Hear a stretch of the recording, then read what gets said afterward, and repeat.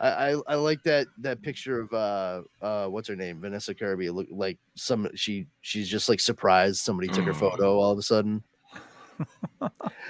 What an interesting placement for Sydney Sweeney and Vanessa Kirby in that shot here, considering you have them in front of the characters the other one is going to potentially play. Oh, did I? Yeah, did that I, is interesting. Oh, I'm sorry.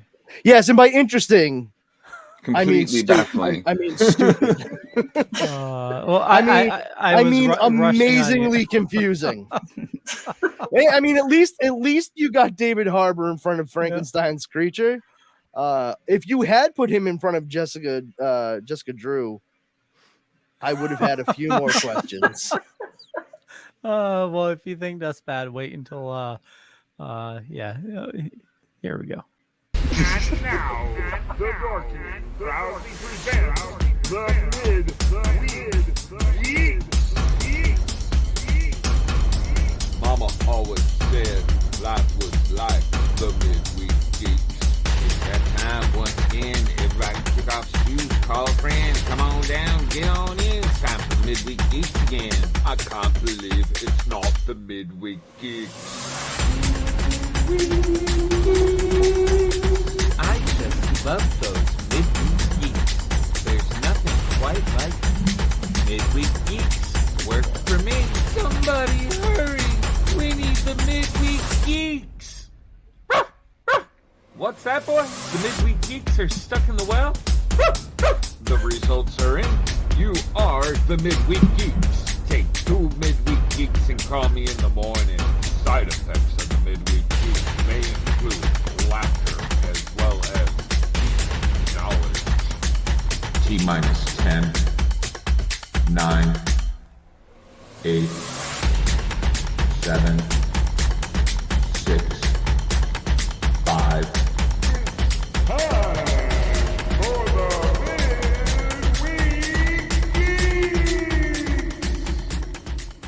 Everyone thinks because you're a zombie, you don't know good coffee. Well, they're wrong. There's only one brew that gets my seal of approval. Deadly Grounds coffee is my guilty pleasure. The aroma is so intoxicating. It brings all of my neighbors out of the woodwork. Deadly Grounds coffee. Coffee to die for, and zombie approved. It's good to get a little deadly.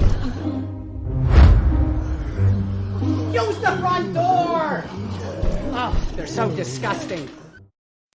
Hey, happy Wednesday, everybody. You are watching Midweek Geeks. My name is Leo. I'm the monkey behind the keyboard here. We have a great show scheduled for you as always. And hey, Brandon, you're here. Yes, I am. So are you. What are we just saying things that are now? Hey, Brandon, you're here. Yes, the sky is blue, water still wet. Well, I saw you popping in and out. I was wondering if you're having tech issues. Yeah. Huh? Oh. Yes, he is. Jar Jar. Hey, how's it going, everybody? It's Wednesday. It's Wednesday show. It's Midweek Geeks. Woohoo! What the fuck, man? Yeah. I keep getting booted out of this thing. Really? Yeah. Okay. Really? That's cool. Maybe if it happens again, maybe try restarting your browser. Wonderful. Maybe. No, fingers crossed. I mean, it's probably Fingers crossed. 2 fucking seconds. The past minute and a half of it is any experience to go upon. Unbelievable. Kari. Hey, everybody. Happy Wednesday. Great new intro song. Love it, Jeremy. Good job. Actually, it's an old intro song. Oh, yeah. Wow, that I is hadn't heard it before. magic. Hey, Tom Dog. Yeah, no, I love that. I actually listened to it in my car, but I listened to the version without the S at the end. Okay, so I need to. Oh no, you got the right version. Okay. You got the right version because it's the midweek. He likes the Geeks bootleg instead of B-side. the midweek geek. This is a bunch of crap. Welcome back, welcome back, welcome back. What is that? What just What's happened? that? What was that noise? You've entered the geekosphere. You've passed through to another dimension. Right. Right, Leo. Where space and time come together as one. Yes, indeed. So, Oh, We The might see amazing Brandon. Brandon. Yeah. I know. It's like next he'll be drinking Windex. Bam.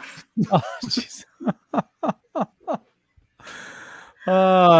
So you guys sent a bunch of news, but before we get into that, this is like the first show back since From Terrificon, Terrificon, yeah.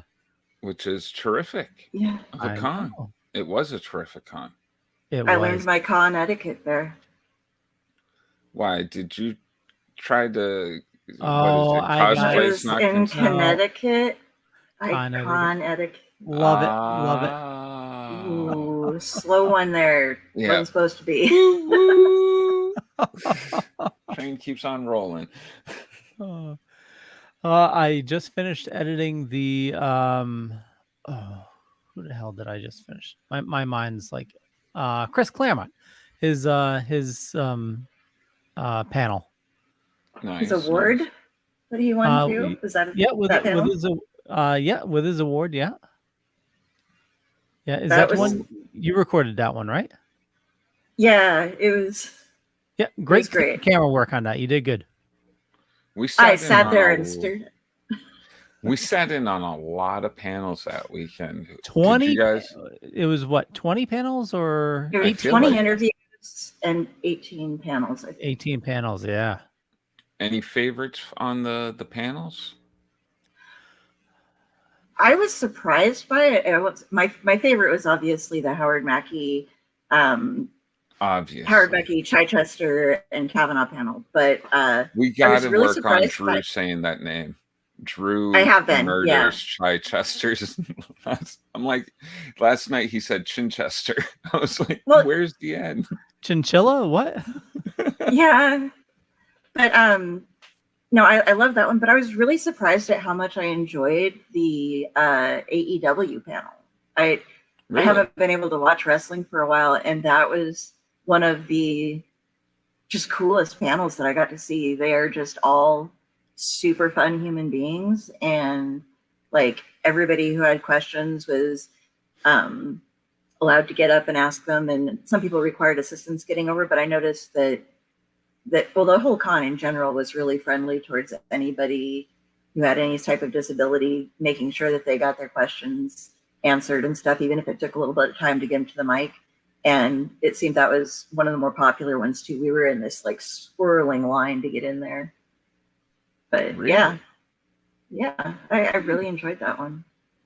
Who would have thought the AEW panel would have been that happening? Wrestling is popular. Like, Yeah, the I'll make sure not is to it make fun of any Danhausen? of those wrestling people. Yeah, Danhausen. Danhausen just had me cracking up so hard. I was thrilled. Like So- I wanted to interview him later. So that panel was Danhausen, Ethan Page, and Wardlow. Wardlow. Yeah. And we'll have that up on the channel See, sometime I soon. don't know any of the newer wrestlers myself. Like the newer people, I'm just like, huh? Who are you? Hey, Jordan. Hey, Yeah. hey Darren. Oh yeah. Hi, Darren. Hi, Jordan. Hi, Tom.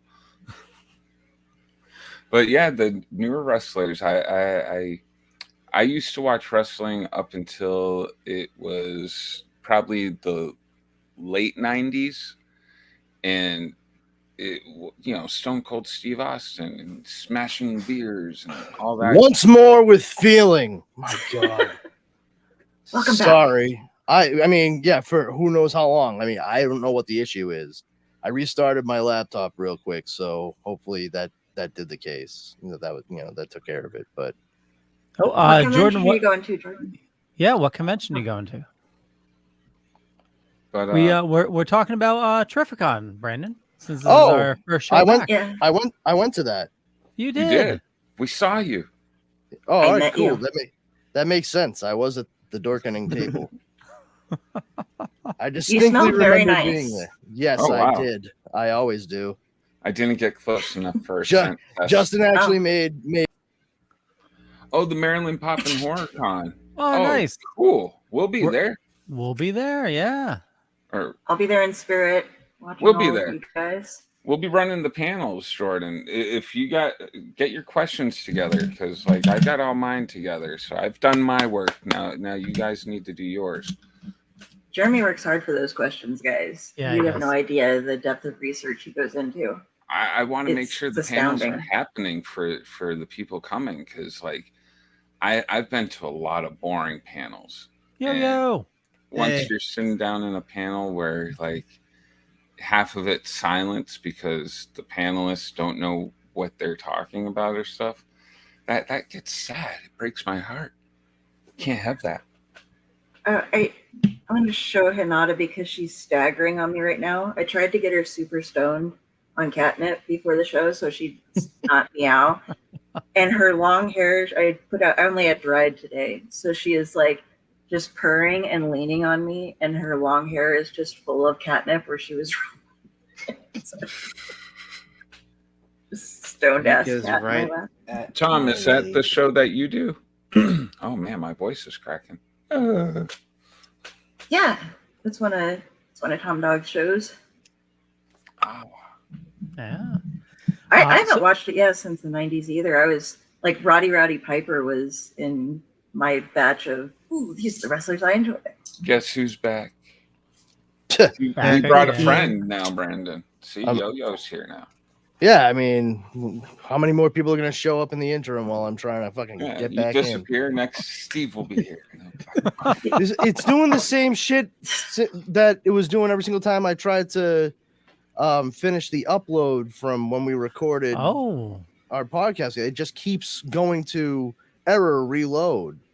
Oh wow. Yeah, so I actually switched browsers altogether.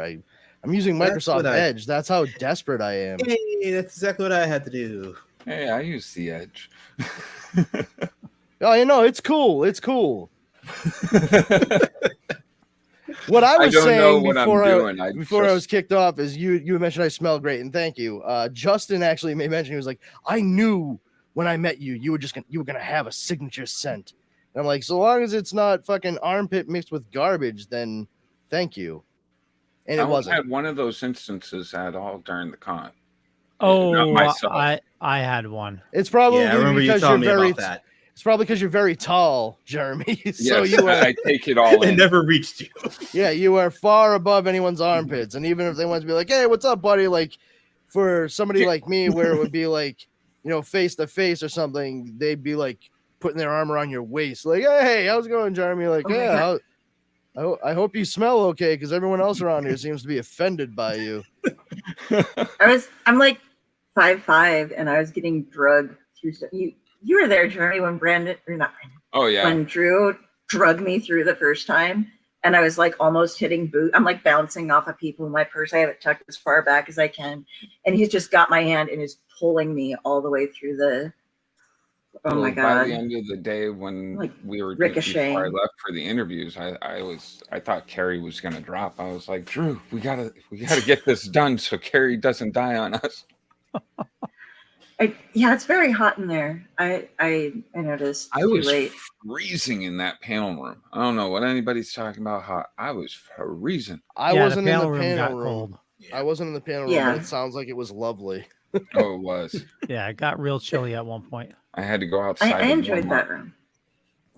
I'm glad I was wearing a very like comfortable Roosevelt shirt, because if I had worn a t-shirt as well, even with a Roosevelt shirt over it, I would have needed a second t-shirt halfway through that day. It was fucking gross. And it wasn't the convention center as it was. It was because it was so humid outside. Oh yeah. And you just had so many bodies in and out moving around, like it was just unavoidable. Unless you were absolutely like staying still, you were going to end up feeling like flop sweat, as if you were being, you know, grilled by the cops. Could you imagine how Drew felt after? Oh my god, I oh, couldn't even geez. imagine being in that poo costume. Please, that's fucking child's play. I dressed up as Winnie the Pooh for an entire week to help out my family's parish when I was in junior high school during the Brockton Fair. Oh, look at you. at the beginning of July in Massachusetts. I quit. So you'll pardon me if I'm not all like, oh, poor Drew, when he's wearing a dead poo costume. Oh, that's funny. I was Winnie the Pooh. He just went poo. But regardless, dead poo in an air-conditioned convention center. He would survive. Admirable effort, 100%. And I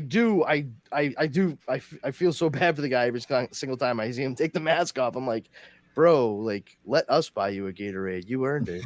You know,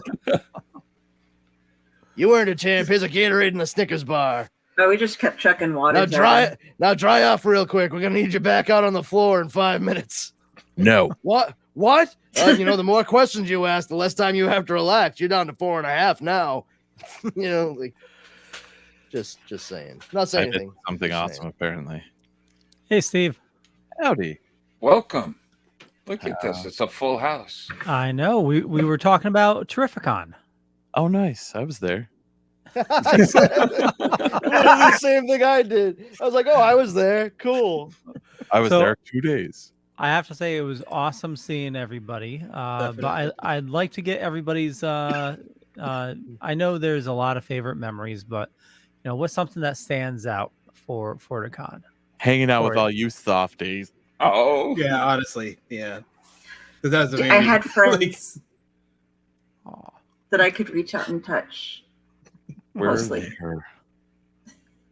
No, in all honesty, the whole experience was really cool. I mean, just getting to talk to some of the people that you kind of grew up admiring, even the chance of just Well, hanging out. buddy, I mean, we haven't even known each other that long, but thank you. No, I got to hang out with you like at dinner like a year ago almost. I know. Where'd you go? Friday and Sunday, and you just like didn't go the one day I showed up. I couldn't get Saturday off. The summer in the post office is Hey, like, whatever, man. It's cool. Getting Like, we had a fat Irish guy representing every single day. So and that's all that really matters. yeah, and that's hard to do in New England. No, it's not. Thank you, Steve. Oh wait, Ladies and gentlemen, I'd like to introduce you to a new concept that I've devised. I call it sarcasm. I haven't quite finalized the pronunciation of it. I may go with sarcasm or sarcasm. Sarcasm sounds good. my board's a little too far away. I can't make awesome things. Try and get closer. I gotta get a board. I actually have a board. I just haven't set it up yet. This thing, I have an expensive board. It's stupid. Don't need I it. only really had two celebrity. Well, no, I did have a Michael Anthony Hall no interaction. Anthony Michael Hall? Yeah, that's the one I meant. That one. Too many names, you know. Funny if you enough, could- his real name is actually Michael. He had to change it to Anthony Michael. He, When- Well, Well, he did say names, hi to us you know. when he walked No, by. he Well, absolutely did. yeah. No, when I went up to him in asking for interviews, I was just like, "You did a bumper for us." He's like, "Oh, did I?" It's like, "Yeah." That was before the SAG after show. wow, I am not starstruck by anybody at all. I mean, I really just wanted the Jerry. Oh goddamn! Why is his name escaping me right now? Cantrell. Yeah, I wish it I was love Jerry it. Cantrell. That would have been dope. Oh yeah. Jerry O'Connell. Jerry O'Connell. I wanted that interaction. Didn't get it. I got to watch him walk by me, and I went, oh, that's pretty cool. I mean, "Yeah." well, it really matters. Sorry, go ahead. Oh, Jeremy gave me the Ghost Rider Danny Ketch #1, and I got Javier Saltaris as well as Howard Mackey to sign it. And like then later, when I got home and was like going through all my stuff, I sent out my requests, and within 4 minutes of each other, Saltaris accepted my friend request, and Howard Mackey started following me on Facebook. So I That's was like, pretty dope. yeah. And then I Look at you, fucked Kari. him. Glad I could help out with that. I think my favorite memory, aside from the nice, quiet car ride to Terrificon, that was nice. Were you by yourself? Yeah, an hour and a half. I liked it. I like driving and I never get a chance to just drive for that long by myself for the most part. I love driving with my wife. It's not a problem, but there is something to just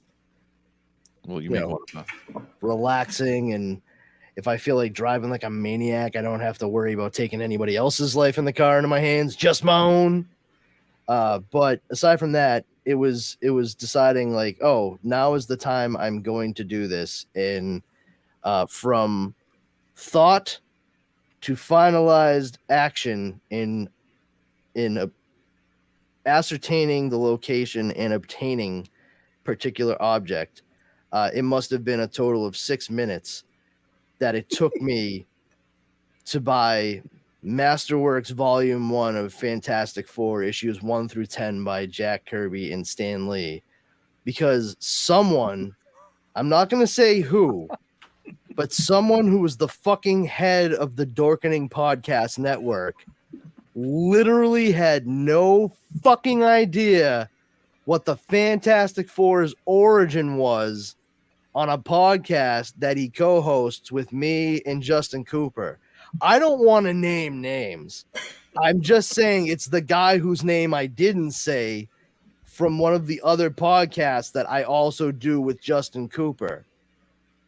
Oh, Leo, you have that same book that I was talking about. That's insane. What a coincidence. I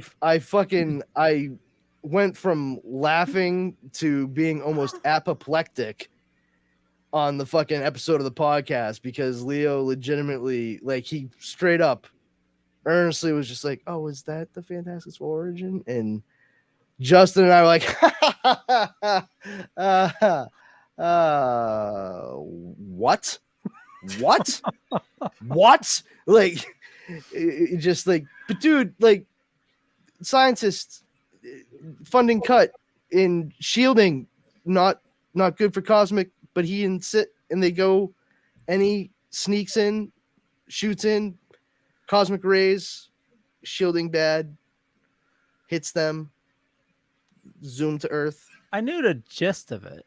Hits, they come out stretchy, rocky, flamey, floaty, invisibly, fantastic. And he was just like, what? And I'm like, dude, for real? And so Justin and I straight up we said we are going to find the like a volume of Fantastic Four comics. And I walked onto the floor when I finally was like, oh yeah, you know what? I should go do that. And it took me I walked from the table onto the floor. I walked down the side, like you walk in to the very right. And I was just kind of looking around, seeing what comic book like specific stands there were. And the very first one I saw on my left, I looked at it, I was like, all right, you look like you actually have a pretty decent selection of a lot of different things and a fair amount of trades. Let me see what you got here in these long boxes right in front of me. And no lie, the second box I went in, it was a whole shitload of Marvel Masterworks volumes, all paperback and in alphabetical order. And I'm like, oh, Fantastic Four Volume 1. Perfect. How much is this? The guy's like, $10. I was like, here's $10. He was like, all right, man.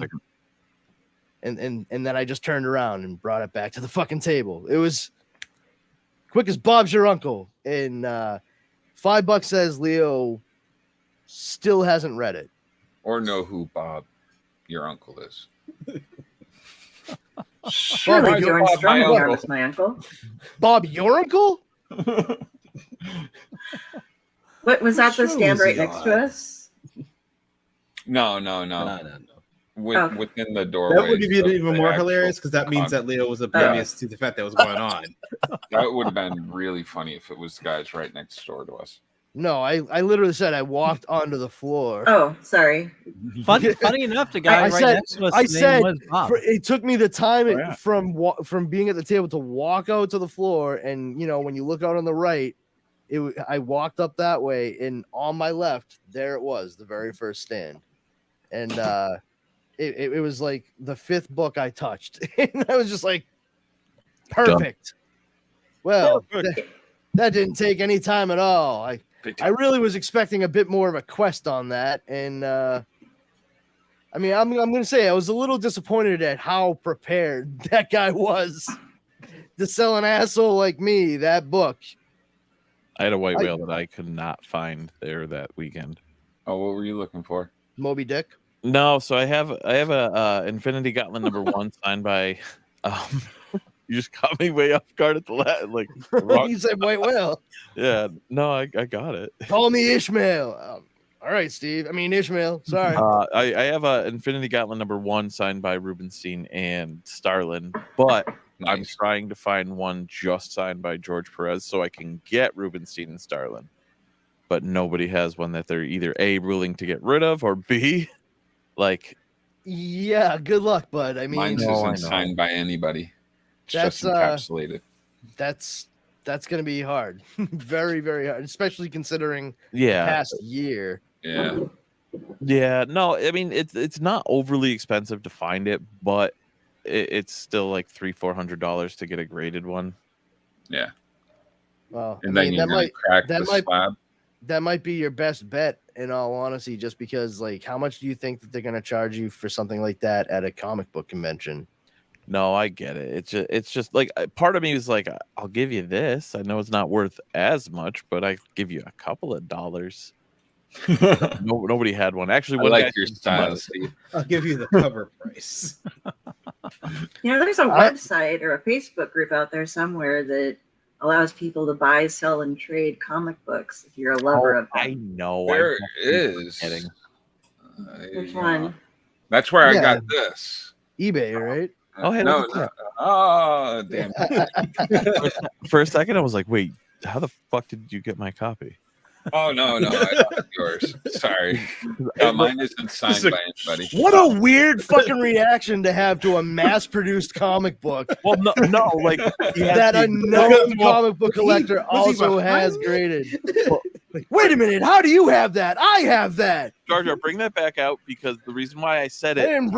You didn't buy the one copy. Believe me. Hold on. He had. Oh, okay. I looked at it. Oh, wrong. that looks. Oh wait, yours has Marvel Comics in the corner. No. His is graded. I have one of those magnetic cases. Oh, okay. I know. I thought he had. I didn't realize his was graded. Mine is not. Gotcha. I got to get it recased, so the case is cracked on it. Kind of sad about it. That brings it down 1 point. Yes. Damn you. So the only comic that you could say something like that, like, we know nobody else has is X-Men #1 because I own them all. He's got like So I only the get to buy 90s. 40 of He's the got, next thing. like 41 copies of it or some shit, right? Yeah. Mhm. Is that how I'm many copies surprised you he have? hasn't- No, I'm surprised he hasn't tried to get 41. them out for Yeah. birthday. Yeah, it's 41. I fucking pay attention, dude. Don't talk to an Irishman like that. Listen, kid. All right. Oh my god. I hope this never goes out into the internet. Too late. I have a great story about Boston accents. So we have I'm not going to name names, but there's a higher up in my business that I'm in that recently went to Boston to become like the big guy in Boston. Never once have I heard this guy have a Boston accent. Recently, they put a video out there where they did like a flash mob in one of the train stations. And the local news came to interview him, and he's like, yeah, I'm coming out to fucking Malden and shit. He was in our office 2 weeks after that. People started ripping him apart. Coming out to fucking Malden and shit. You know the worst part about it is like I am also in and from Massachusetts. I am from Charlestown in Massachusetts. Me too. Yeah, so Yo, Jeremy. believe me, I work very hard to sound like this most of the time. I'm from But, Western Massachusetts. I don't have to worry about that. Yeah. But I will honestly say it's been very, very, very, very few and far between that I've actually met Not anybody far from me. who sounds like that, who actually sounds like the caricature Boston character. The funny thing is I was at in the point in time, at the point in time that Matt Damon and Ben Affleck did Good Will Hunting, they had actually still been so headquartered in Boston from that point. Like they had still been mostly from there at that stage, that the accent came far more naturally to them, and it worked, especially Ben Affleck's in that movie.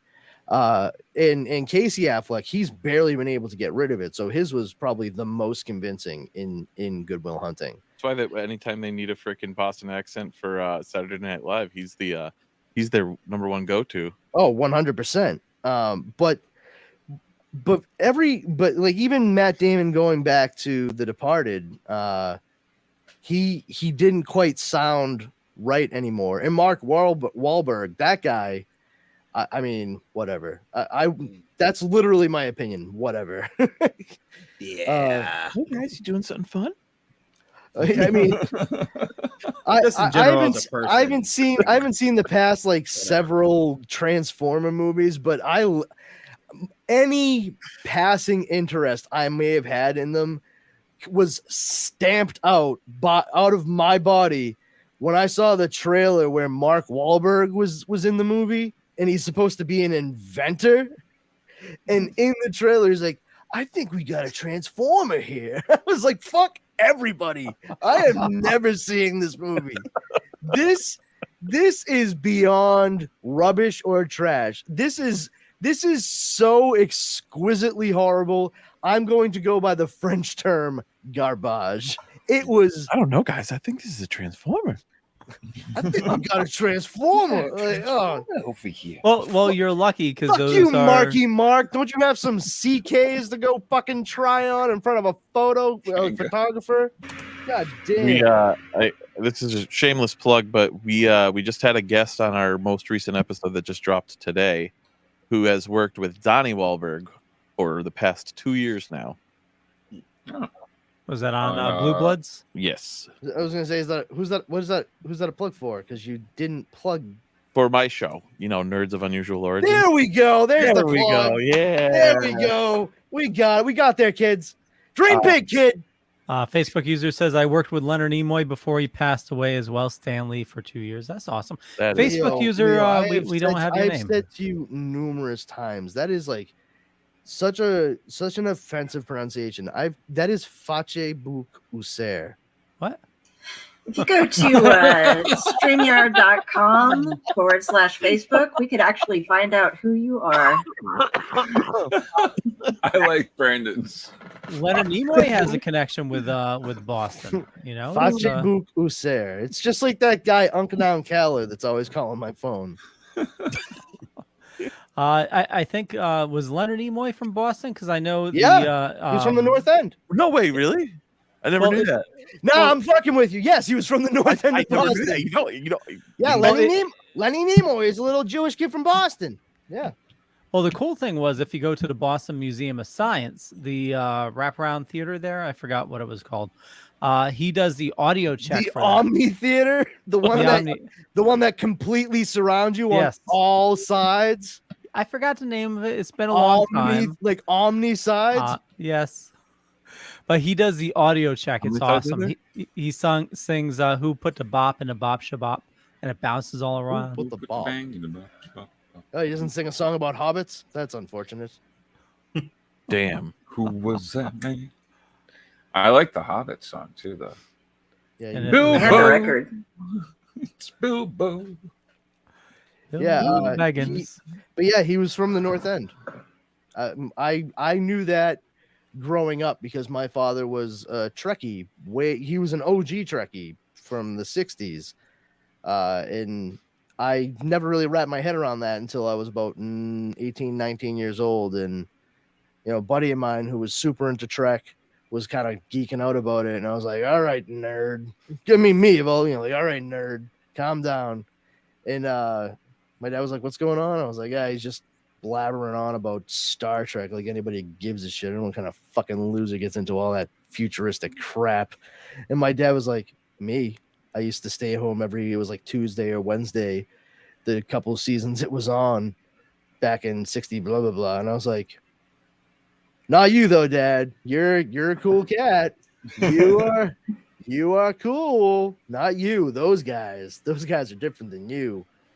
Can I have $20 to go hang out with my friends? No, I'm just kidding. My dad, there would be no need asking. He would never give me money. But yeah, my dad was like super into it, and that was just one of those factoids as a child that I was informed of. Especially like going over the bridge from Charlestown to the North End, like fairly frequently.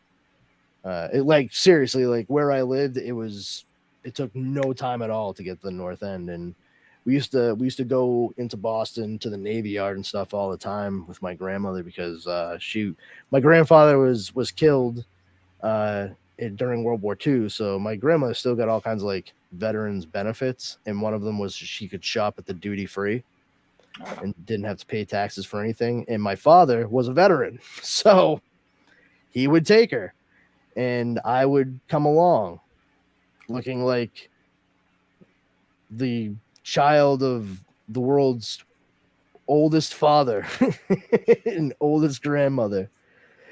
My dad looked like an old Ned Flanders when he was still 36. So there's that. But yeah, Lenny Nimoy, and I guess he worked very hard to train the accent that he had developed in Boston, because it was, I mean, he was old school Boston, so that shit was, thick as molasses. Well, I'm from Connecticut. We don't have accents. Bullshit. Yes, you do. The only thing I will ever take from Joe Rogan is Connecticut is just a highway from Boston to New York. Pretty much. I mean, Rhode Island is part of that. I mean, if you're gonna say Connecticut, it should be Rhode Island and Connecticut are just a highway from Boston to New York, because touche. Rhode Island has like one of the weirdest combination Boston, New York accent deals I've ever heard in my entire life. It's just hog.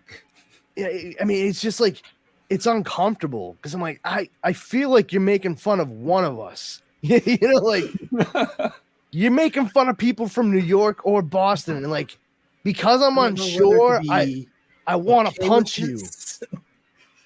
Like, oh, you got $1? You fucking with me right now? No, I need $1.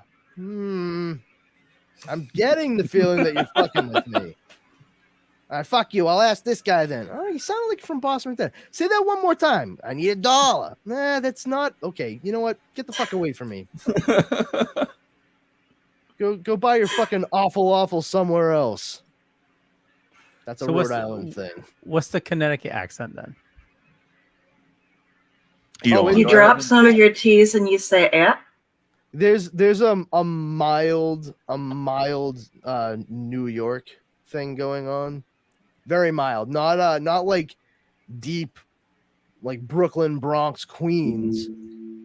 There's more of like Albany or down towards Kingston, which makes sense because that's the more like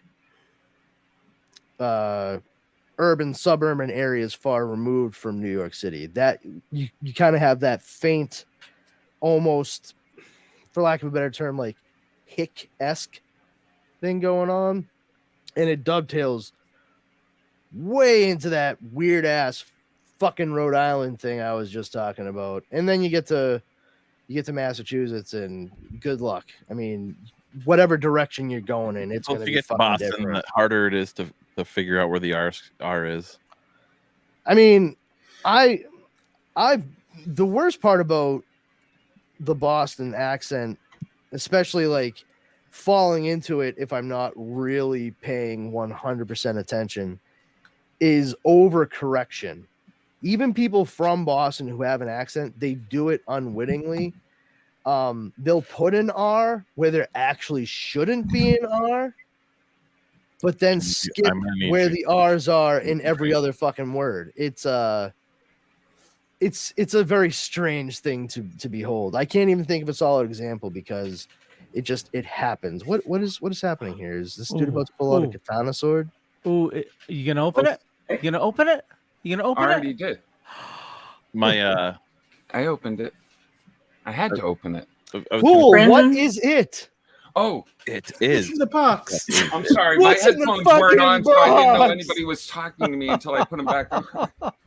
Ah, come on, New nobody's gonna fucking sword. acknowledge my Faith No More fucking reference. What is it?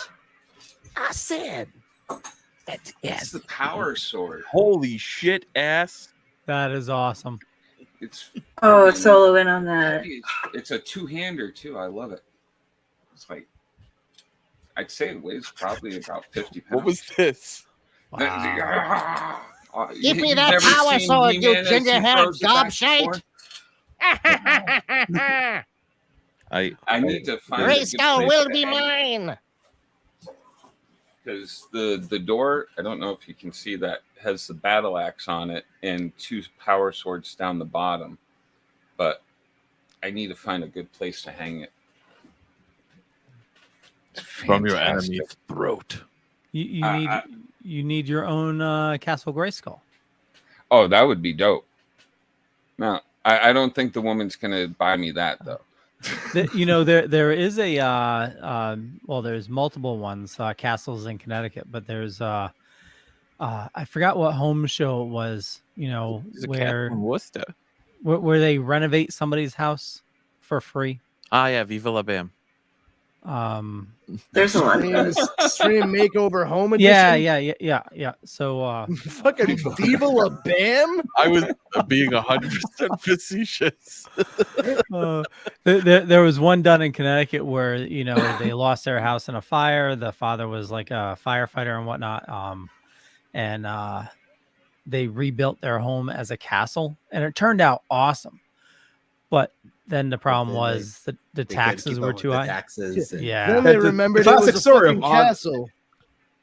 Yeah, And Connecticut how- taxes. Oprah had that happened to shit so too. many people on that show.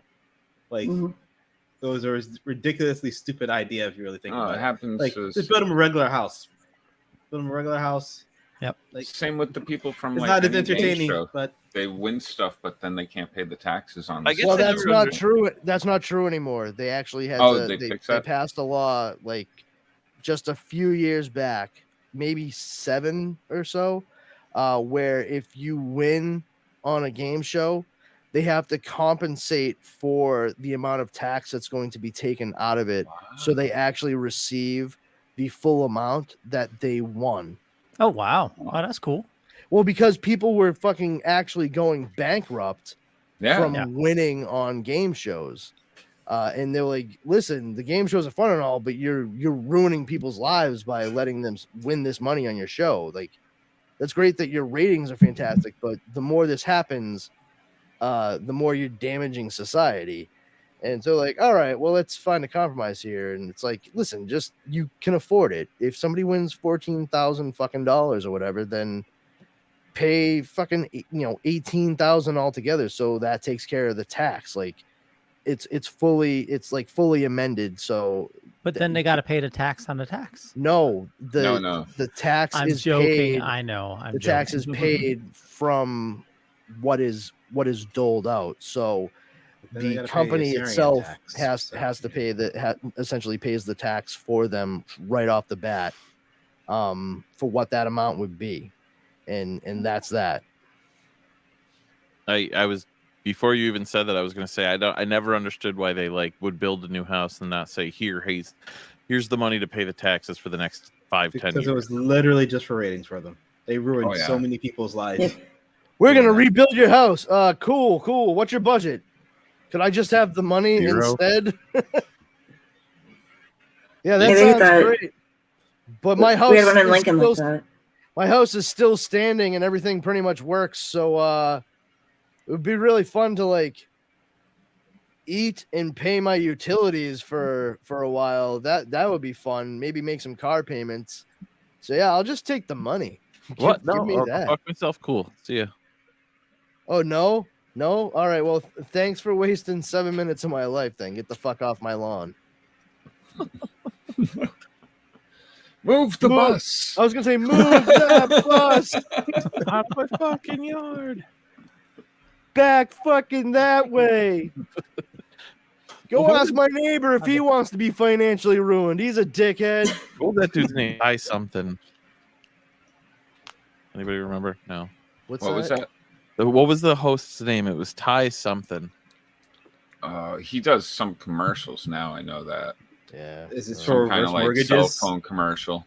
He He seems like a nice reverse mortgage dude. 668, the neighbor of the devil. He had the face and body of what's his name? Fuck. Was it Ty something? Because that would make sense. No, he had the face and body of the dude who played Whiplash on Iron Man 2. Oh, Mickey Rourke? He had the face and body of Mickey Rourke, but the voice of I fucking failed today. Never mind. Yeah, I don't think he looks like Mickey Rourke in the least bit. Pennington. Ty Pennington. Yep. I think he looks more like Sean Bean than anybody else. He does voiceovers too, right? Doesn't he do like voiceovers for like the Oak Island? He always show just sounded really excited in my mind. He's just like, the joke. You know what we're gonna do this week? We're gonna tear out the fucking houses. Tear them The joke down. I was trying to make. Speaking of things he said in was he had the body and voice of Mickey Rourke and the voice of Guy Fieri. Guy Fieri. There we go. That's the body and voice of Mickey Rourke and the voice of Guy Fieri, so he Body and sounds like Linda Blair from The Exorcist. Pretty much. Oh, ADD fucking sucks. Let Jesus bring you back to Flavor Town. Hey, Jar Jar, we can go to Maryland. My Easy Pass just showed up. Oh, fantastic. That's good to know. That sounds like He's just opening his mail. Sounds like a great reason to just drive to Maryland willy-nilly. Oh, my Easy Pass is here. I can drive to Maryland now. Is that the thing holding you back? All right. That was about it. Well, when I traded in my car, I forgot to grab the Easy Pass, and yeah, so I had to. We could have just one. taken mine. Well, you know what they say: easy pass, easy go. That was the problem solved before it even happened. Yeah. Hey, Speaking of, do you have a multi-pass? Multi-pass. Milo multi-pass. What does ectogamut mean? It means never without my permission. Yeah, I thought so. Hey, he's back, and it doesn't say whatever that word was that you came up with. Pachi. Okay. Yeah. Loser? I don't remember. What? It wasn't what I said. Not at all. Oh my god. Speaking about things that happened this week. Hold on. Just got more mail to open. Brandon said 48 minutes into the show. He just got a letter. Oh, it came in. Oh, wow. Wow, Way fantastic. better. Can we not go through your fucking mail on air? And actually cover the topics that we came here to discuss? Yeah. He said almost an hour into the show. I mean, congratulations. Why, thank you. Yes, good job on buying comic books and having them sent to your house. So we did something on yesterday's show, which people seem to like. I threw the images up. Was it starting off with the topics that you had at the top of the show? Did they like that? He said almost an hour into the show. No, we actually they hated it. Okay, that tracks then. No, the beginning of the show was the guest that was he was a pretty good guest, but go on. Who was he? You have to watch the show to figure that out. Hold on, wait. Let me get my tea for this. No. It was the co-creator of Lobo and Rocket Raccoon, and he had some very interesting things to say about Lobo. He says, pretty much every incarnation of Lobo has been incorrect so far. He said if they were to make because nobody gets the fucking joke. Exactly. And his name was Keith Giffen. Yes. And it still is. Just in case anybody didn't know. Thank you for that, Kari. It is nice to know just in the little bit that I heard and how what his demeanor was, especially regarding Lobo, that Well, he it is was of the same mind I am. Like that warms the cockles of where my heart should be. well, it was very interesting. He said Lobo needs to be played like either Mike Myers or Jason. Quiet. Like Jason Voorhees? Yeah, Jason Voorhees. Okay. So he just needs I to be a think- silent killer. Well, No, I Well, think cast he's going more as- Look, Nope for Sudeikis, the- Jason Size. needs to be played like Jason Sudeikis. Well, he said he wanted Lobo to be at least 7 feet tall. He said, something like that. yeah, just like Yeah. the size of like I Michael mean, Myers. You're not gonna find a whole hell of a lot of people The great Callie got it. that big to play Lobo. Just Gonna have saying. to wear some lifts. Yeah, there's gonna be some Apple boxes and camera trickery involved. Just saying. But yeah, like for me, it's like I was saying, like just before, I could give a flying fuck through a rolling donut about anything involving Lobo. Like it's seriously like, oh yeah. I've never heard that fucking. Nor have I. I'm trying to You guys visualize. You guys need to read more. Flying fuck. I suggest a lot of stuff by Kurt Vonnegut if you're not familiar. Ah, Yes. So as I was saying, a flying fuck through a rolling donut about anything Lobo is involved in. Like Lobo is a nothing character to me. As a kid, I remember seeing him initially, and I'm like, that's stupid. Like, not in a mean way. I was like, that's so fucking ridiculous. It's beyond goofy. And then all kinds of other people were like my age and stuff. We're just like, Lobo's the best. I'm like, the best at what? Like, shut your fucking mouth. And as it turns out, like my instincts as a kid were right on the money. Lobo was created to be a parody of those tough guy archetypes in stories and what have you. And then everybody didn't get the fucking joke, and they started using him as that same exact archetype in everything he was in. It's just like he was a commentary on that shit. Like the parody of a parody is taking it seriously, and I just found it to be beyond the pale. I've never been interested in Lobo. He is like one of the least interesting characters I've ever seen. In all honesty, like for me personally, I people keep saying like they need to have Lobo in a Superman movie. And to that I say, why? Why on earth should Lobo be in a Superman movie? I don't understand it. He's not like a classic Superman villain or anything along those lines. Like, I think it's great that you enjoyed maybe a cartoon episode where he was voiced by Brad Garrett, but beyond that, what? He was played by an Irish guy on the show Krypton, which I watched an episode and a half of, and even as a Superman, lover aficionado, I wanted to like it. Yeah, I wanted to, and I just didn't. I did not care one iota about that show. I was like, you know what? 2 seasons. I watched Smallville for 10 seasons. Fool me once, shame on me. Fool me twice, go fuck yourself.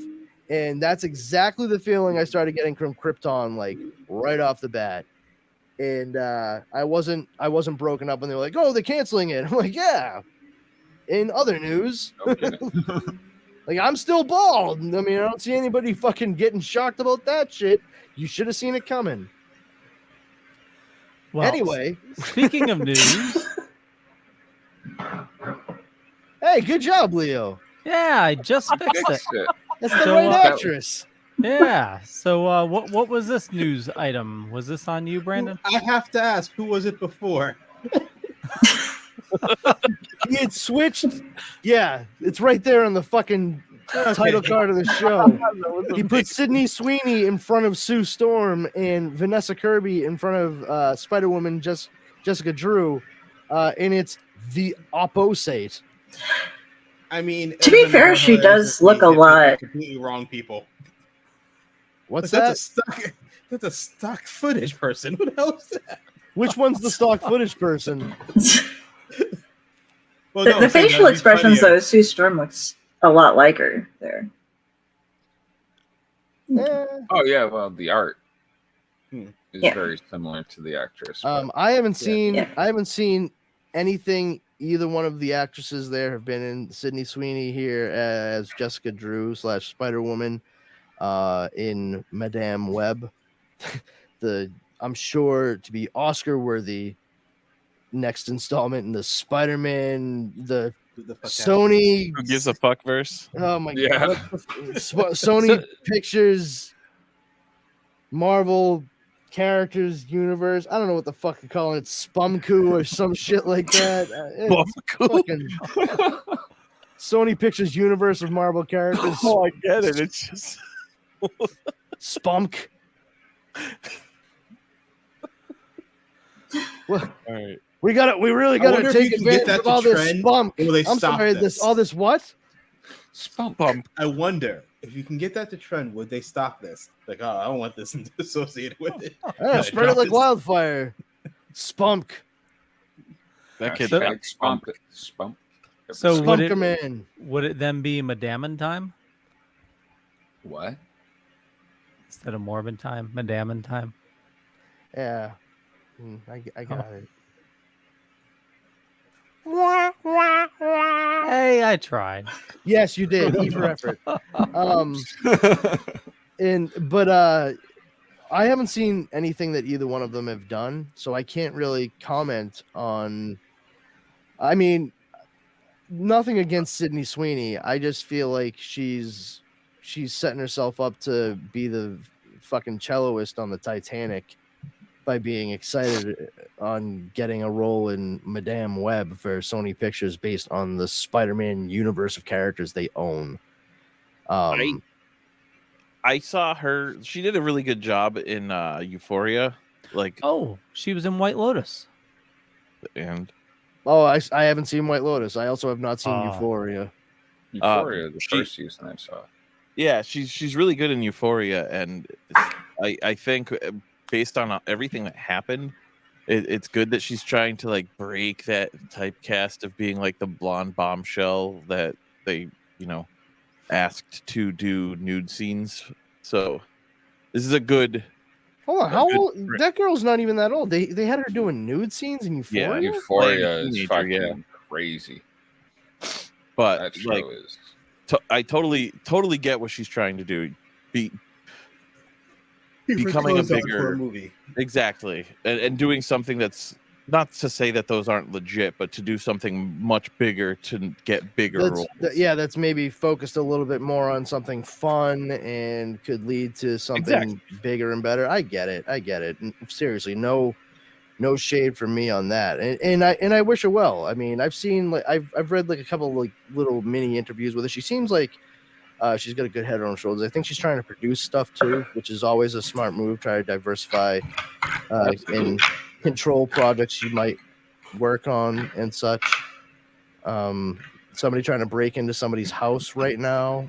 I thought they were trying to figure out a lock combination. Yeah, like This- you gotta step the scope up to the door where you are right now. Is that you cracking knuckles? Is that what that was? No. Oh no! No. I was looking at Steve. That's what I'm it like, sounded like to me. Oh, but Oh, yeah. that wasn't. No, I don't think it was you. I don't. Oh think it no, was you. no, it wasn't. That was my mouse wheel. Oh, I'm just discovering apparently how powerful my microphone is tonight. You have a fantastic mic. If that was your mouse, wow. I just saw like Jar Jar hunched over, like. might want to turn the gain down and bring that mic closer to your face. Yeah, the gain is all the way off. So I'm sorry wow. that I've had mic issues with you guys. This is just All right, I'm gonna be on Amazon real quick looking up most pretty silencers. I mean that's the only thing I can think of is that it happened at the quietest exact time mouse. you guys asked. Maybe I don't know. But regardless, but I haven't seen anything either one of them. I don't even know what else. I don't know what Vanessa Kirby has done. Is she British? She looks British. I was gonna say that's why I was asking if she's British. So she did 18 episodes of The Crown as Princess Margaret. Sounds She pretty is British. Wimbledon, London, England. She was in Mission Impossible Fallout. Sorry. Pieces of a Woman and The World to Come. She's also World in to Mission Come? Impossible: Dead Reckoning. Okay. Cool. And if Jupiter I Ascending. She if was I in had seen Jupiter any Ascending. Mission Impossible movie past part 3, Yeah. that might mean something to me. But Oh, she was also in Fast and Furious, Hobbs and Shaw. yeah. 18 and 22. Hey, little doggy, on the wrong tree. Stop barking at me. Yeah, that Fast and the Furious. You want to know what my favorite Fast and the Furious movie is? I wouldn't be able to tell you because I haven't watched a single fucking one of them. It's all about family. Yeah. Family. From That's what all I can gather, those movies have just altogether become superhero movies, except No, their it's about powers are family. car based. That's No, about it. I remember the first movie came out in like 98, and it was like, oh, I almost had you on the quarter of the mile. And he was like, you never had me. Why did I went from Vin Diesel to fucking Sylvester Stallone. Nothing's over. Nothing's over. You never can get me. Suddenly it went Oh, from I Fast and the bet. Furious to Driven, whatever the fuck that movie was. He was a race car driver in. Black Dog. No, I'm just kidding. That's Kurt Russell. Need for Speed.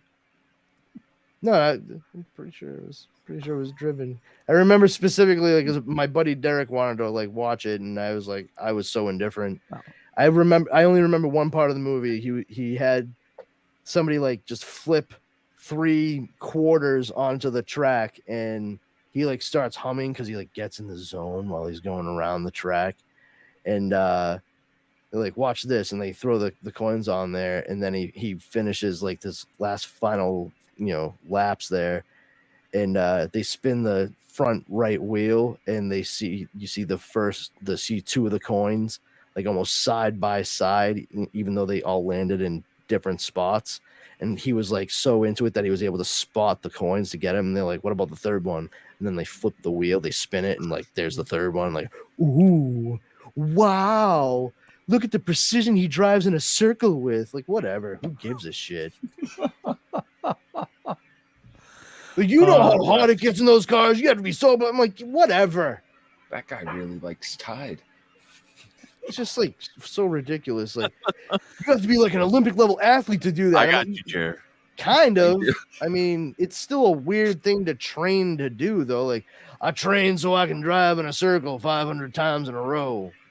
Why are we always turning left? Just once, I'd like to turn right at one of these things. I mean, you can do it, but only once. That's the problem. Jar Jar, if you did, nobody paid attention. Jar Jar made a Mitch Hedberg. Yeah, Mitch Hedberg. Used to love that guy. Well, I still do love his stuff. Man, that guy really likes Todd. But yeah, I do think it's funny that because I do see how that actress Vanessa Kirby could see how she could play Sue Storm. Like, she matches the physicality of the character. I get it. She definitely she definitely looks like a lot of iterations of Sue Storm. Yeah, and it's amusing to me because the person that years ago I really wish had been able to play Susan Storm, she's just a little too older, a little too old at this point. But I really wanted to see Alice Eve play Sue Storm. Oh shit! Hold on.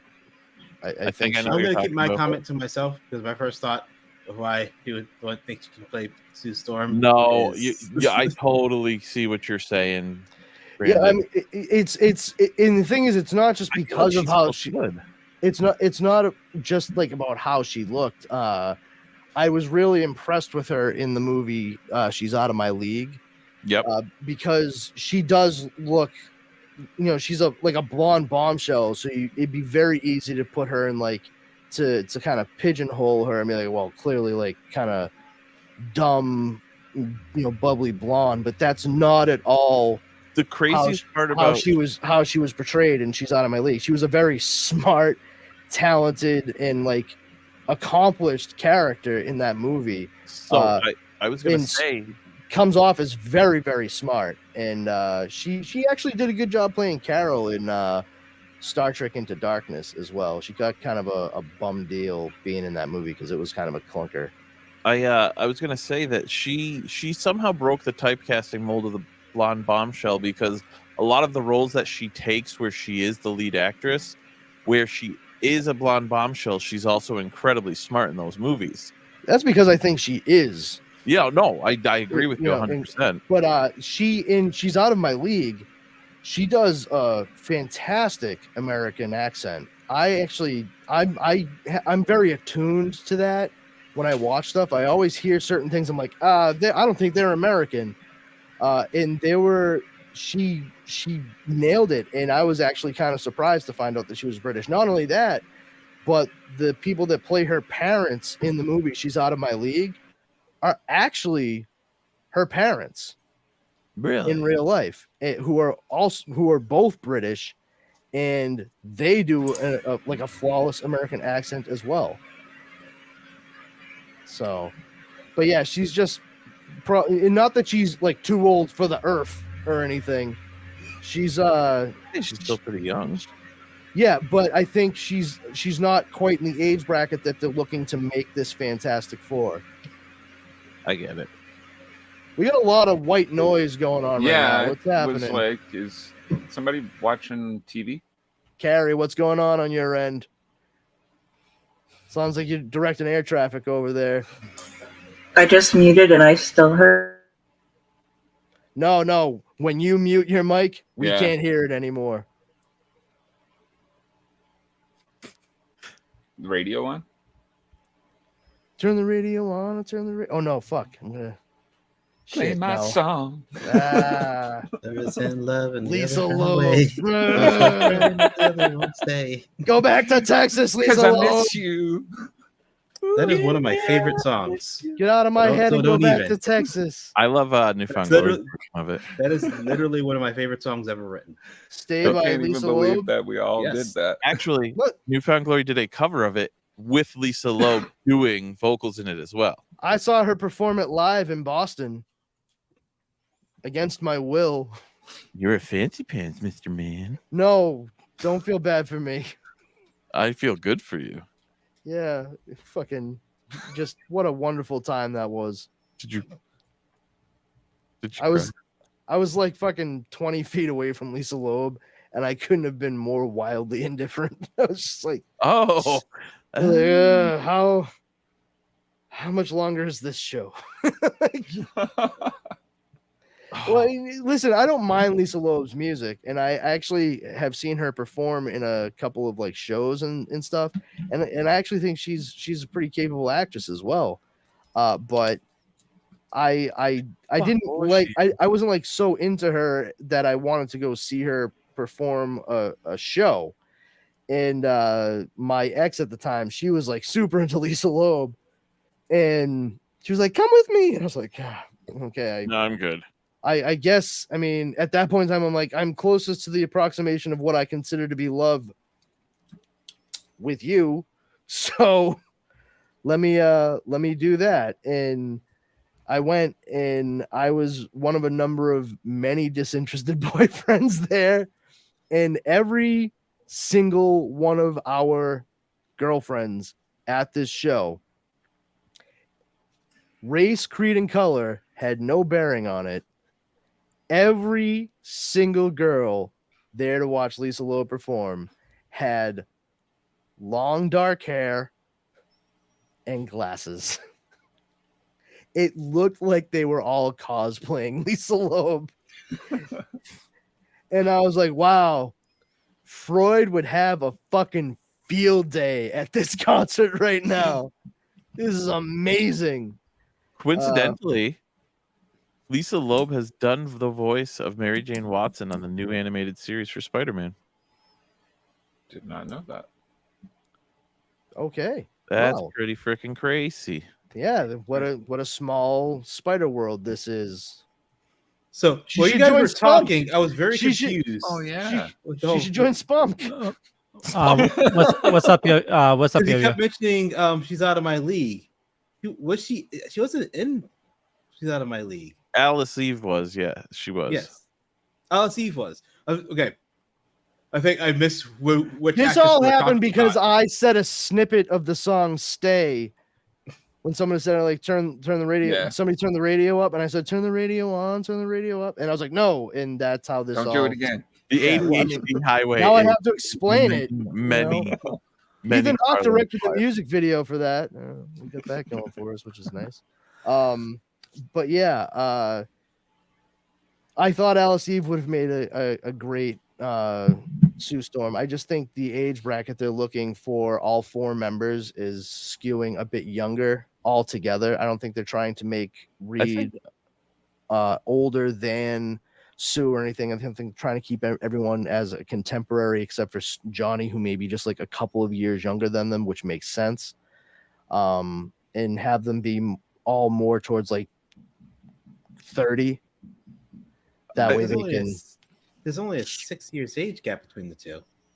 The thing I think is bothersome to me is that they're bringing like a super established, like popular comic characters into a universe that's like should have had them around from day one.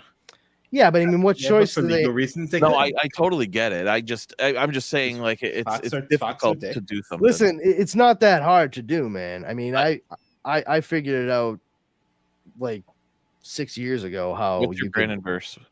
Oh, you want it? All right, Yeah. hashtag Brandonverse. Okay, I'll give it to you. No, in all honesty, stuff that's happened in the Marvel Cinematic Universe since I first came up with my idea has only supported the idea that I came up with. So, it seems like I'm not saying it's going to be 100%, but I wouldn't be shocked. And if I'm wrong, I'm wrong. It's fine. It's just like a theory. And if it's not that, then Godspeed. I hope it's a really good story regardless. There's nothing but hope on my end. That's all. I'm rooting for it. But my feeling is you're going to get a bit more of a taste of the kind of thing that we got from Captain America with being a man out of time, only it's going to be a little bit more lighthearted, except for anything dealing with Ben Grimm because, Orange Rock Monster. I think you're going to see like a little bit of a Event Horizon thing, and it's going to come back to the same explanation that Jane gave for wormholes and tesseracts that was clearly ripped off from Sam Neill's explanation of how the ship traveled in Event Horizon by folding a piece of paper and then poking a pen through it and saying like, this is how it travels. You just fold the space and punch through, and then you're on the other side of it. I think that's what the experimental ship is going to be for. It's going to be a SHIELD project, and it may very well end up being something that was initiated once the Skrull touched down and Saber started to become like more of a thing that was getting worked on, because what else would you want to have set up outside of a fucking super secretive dope ass space station than a ship that can traverse through interstellar distances with minimal time? And that would be the purpose of Reed Richards working on this project.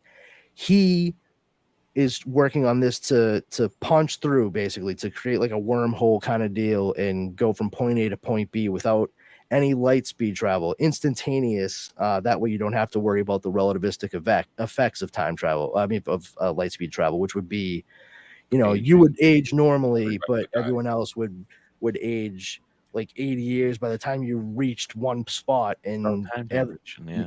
No, that's not time dilation. That's the relativistic effects of light speed travel. Different thing. It's called, that's time dilation, isn't it? Slightly different. I'm not getting into all the science stuff right now. Not doing that. I'm doing this for my own edification. But the thing is, I think what ends up happening is it's going to be the same kind of principle that was involved with Fantastic Four, where it's not quite ready, but Reed is insistent that it's good to go. And this could be where Doom comes into play, where he's like, you're off by a decimal, and he's like, no, everything's fine. And Doom does not go with them. They manage to sneak past Fury and his Skrull guards or whatever. And you can even have a Skrull that Johnny Storm flirts with on Saber when they're getting ready for it, named Lila, to play into the whole like he dated a Skrull named Lila in the comic books. And they managed to get onto the ship and have an unauthorized like launch, and they get far enough away from the space station that they're able to activate the whole like wormhole tesseract mechanism, and it punches that hole, and they automatically are pulled through it the way they were supposed to be set up for. But something is not quite right, and as far as we are concerned, they disappear. Ooh! Is that where they get their powers? And what happens is we do see them punch through on the other side, and they're like, as far as they can say, like, okay, it worked, and they come back, right? Each time it was 2 seconds, totaling 4 seconds of travel time, where they're of course ecstatic, and when they come back, they realize that it's actually been 33 years. And everyone thought that it was a failed experiment and that Richards went fucking off the deep end. And so they leave like the 90s and come back, and it's 2023 or 2024 or whatever. And there you have them come down, and what it is passing through, especially like both times, it wasn't protected enough. And by the time they get down to Earth, shit starts happening.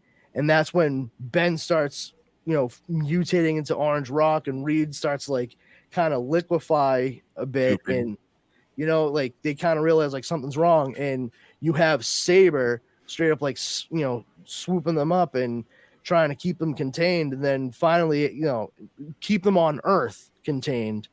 And after the effects of Secret Invasion, like they're trying to explain to them, like, listen, some shit's gone down. We need to make sure that you are who you say you are, and all that. And after maybe a few hours of that, that's when they're just like, yeah, you know what? Reed's like, fuck this.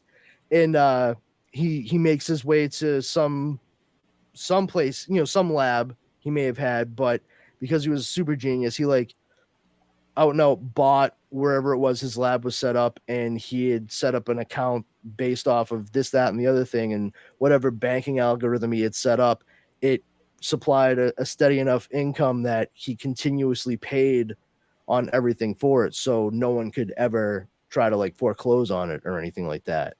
And he goes there and he finds out like how long it's truly been since they went. He realizes that there was some kind of radiation they were exposed to as they went through both times, and that's what's changing them.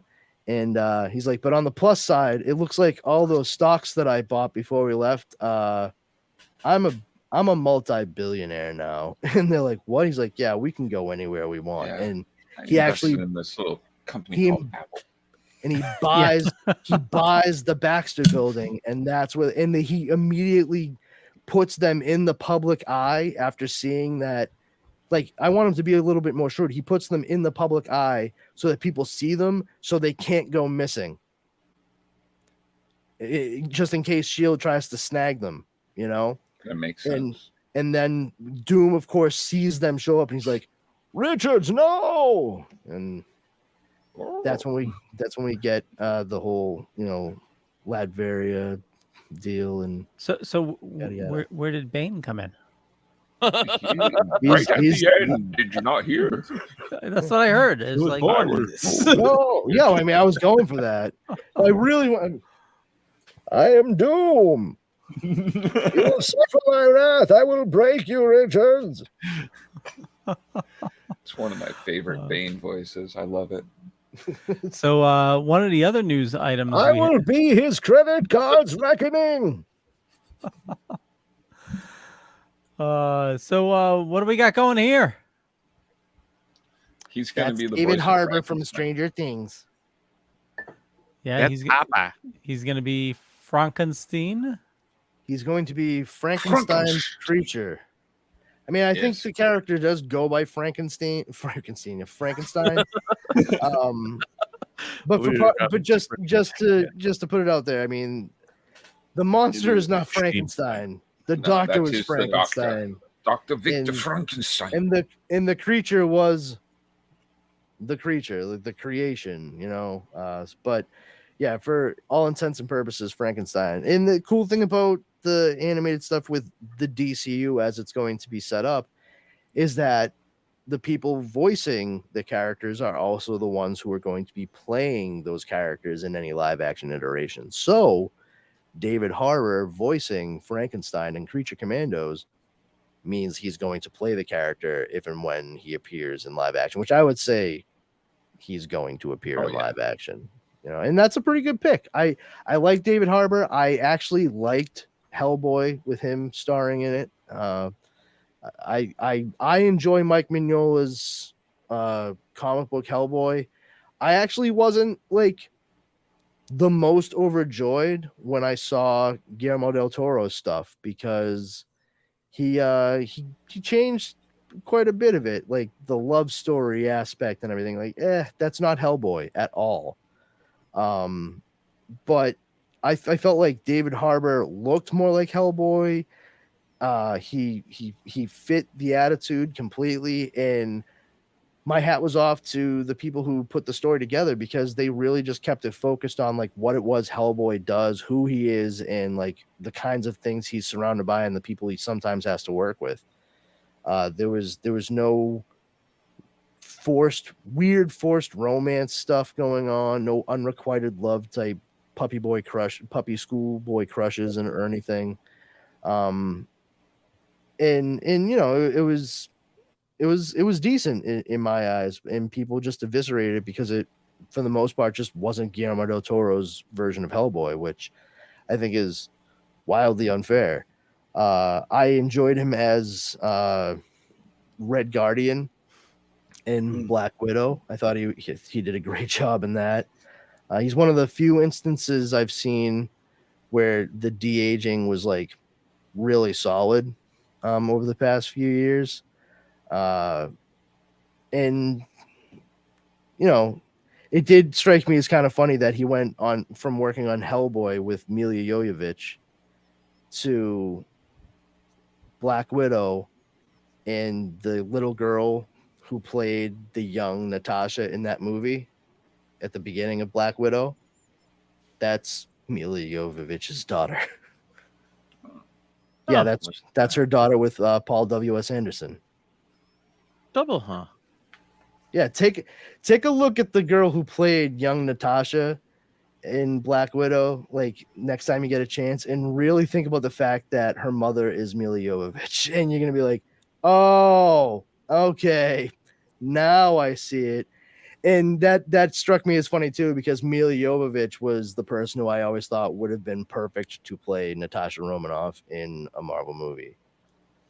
Like I was really so perplexed when they made Iron Man 2 and they were like, and as Black Widow we have Scarlett Johansson. I'm like, yeah, okay, I guess. Well, why not? Sure. Couldn't find anybody whose life and of some kind of Ukrainian or Russian background. If only there was an actress like Mila Jovovich around. Hey, wait a minute. Is Mila Jovovich around? Nobody thought to say that? Okay, just me. So what the heck is Bob Iger going on about? Being Are we talking about the gambling Sure, stuff, or I'm gonna need context here, kind of getting Leo. into that, or Well, that was one of the news items that was linked into the document. That is. Am I still destroying things with my microphone? No, you're good. Okay. Well, after he went down and bitched about the strike and all of it being a disruptive force in the business and all of the challenges, and they made a great deal with the Directors Guild, but they want to do the same thing with the writers, but the writers and actors are asking for far too much. He has then stepped back and said, oh no, I'm totally behind the people on strike, and I really want to make everything come together, and we're going to work and he's personally committing himself to work to achieve a result of them getting fast solutions and getting everything going. It is important for me Probably to means have that everyone his realize I am prices working went as down. hard as possible to pull my foot directly out of my mouth. I feel like Yes. he was the one that straight up said that like they'll go on as long as the writers are the writers are blah, the writers will come back as soon as they start losing their houses, because they've never said who actually said that. Yeah, Ron well, I mean, Perlman went off on good luck that. to him. No, I know.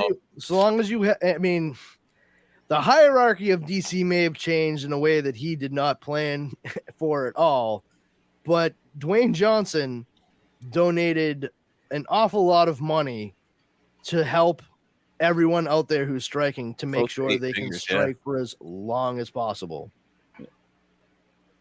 Yeah. Very nice. Which is awesome. The And largest actually, single donation they've ever received. I That's don't know fantastic. how much you guys care, but I found out some insight as to how that donation plus the other donations from the bigger name actors actually works. Oh, please, sure. So the way that helps the actors is if that you say like you're gonna lose your house or you need to pay your rent.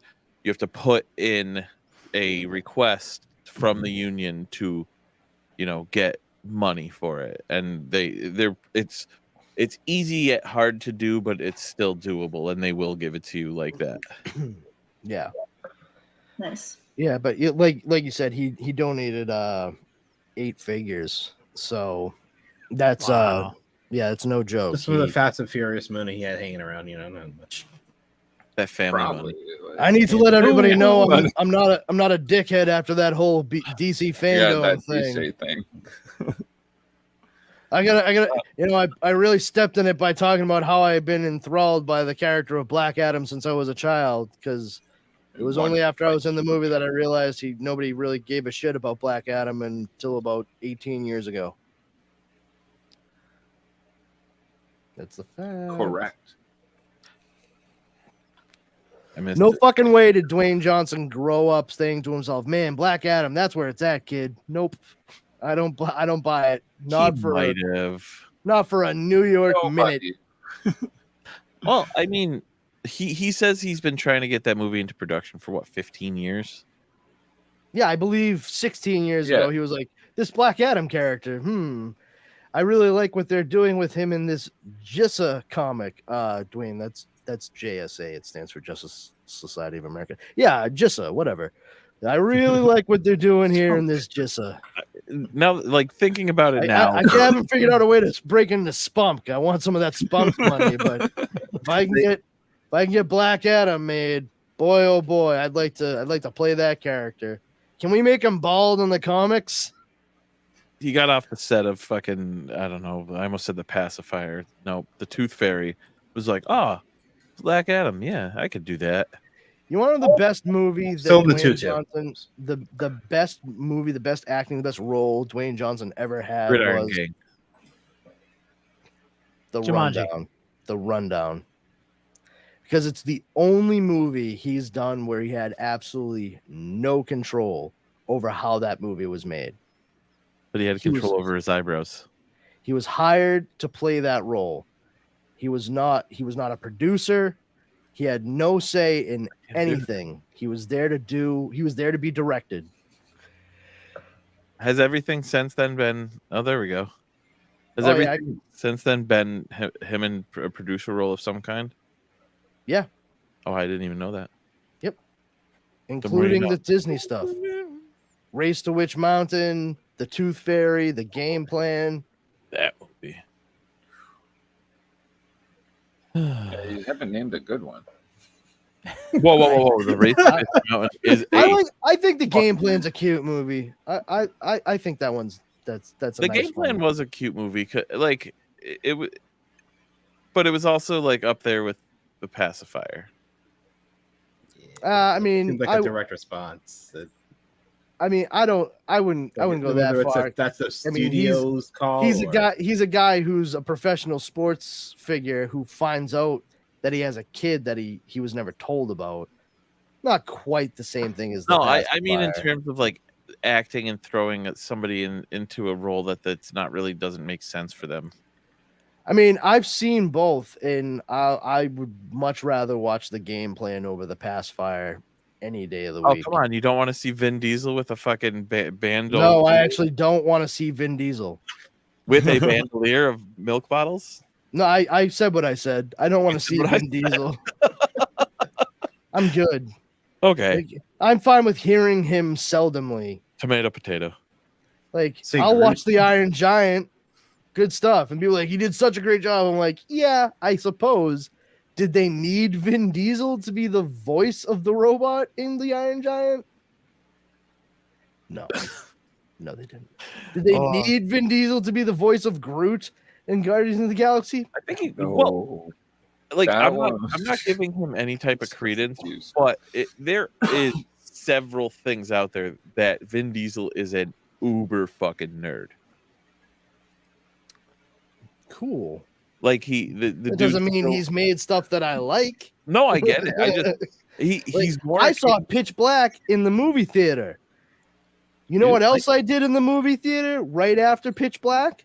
I turned to my friends and I said, "Why the fuck did we watch Pitch Black?" But This movie is terrible. I'm just trying to say, like, he's more akin to the type of stuff we're into, and yeah, pretty much that. Well, you would think he'd have a better decision-making process in place then. I don't know many nerds that make. Good I remember being a teenager seeing Pitch Black and Well- legitimately thinking while watching that movie, like, "Oh, great job, everyone. Let's give the misogynist dickheads even more reason to complain about women in science fiction movies."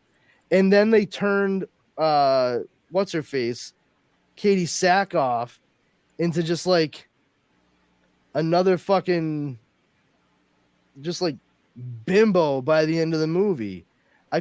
Dude, I hate that movie so much. It See, I wanted to didn't be even remember she was in that. Wow. it wanted to be the Neither did fucking I. it wanted to be the Thing so fucking bad. The Thing with Chromavision. Yeah.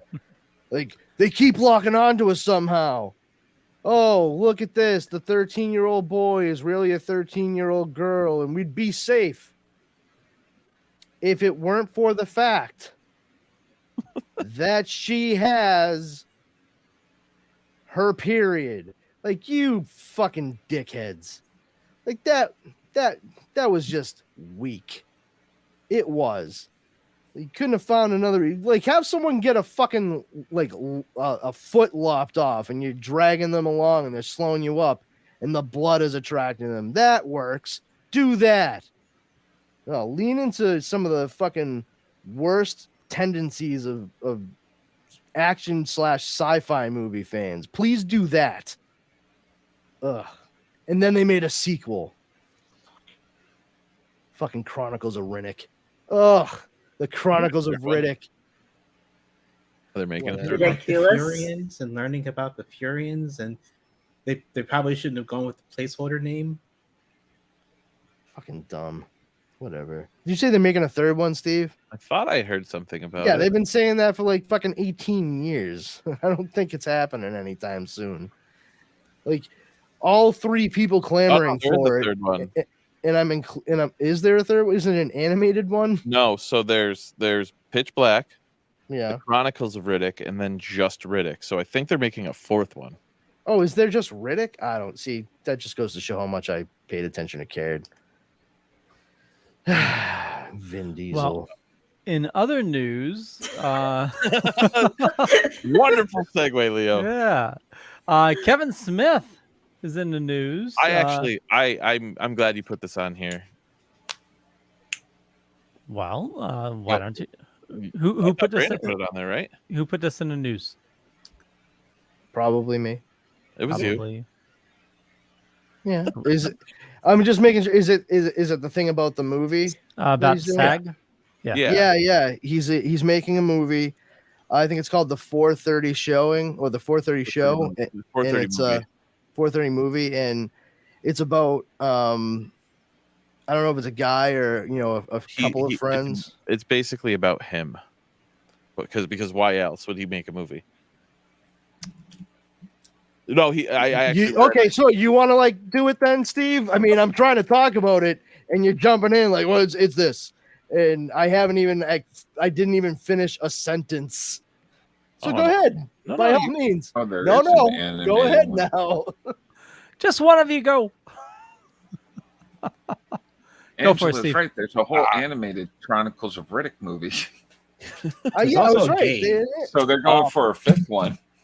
I guess so. He basically got a waiver to shoot this movie through SAG because you can get waivers to make a movie if you agree to the terms that SAG-AFTRA is looking for, especially since it's more so like a independent project.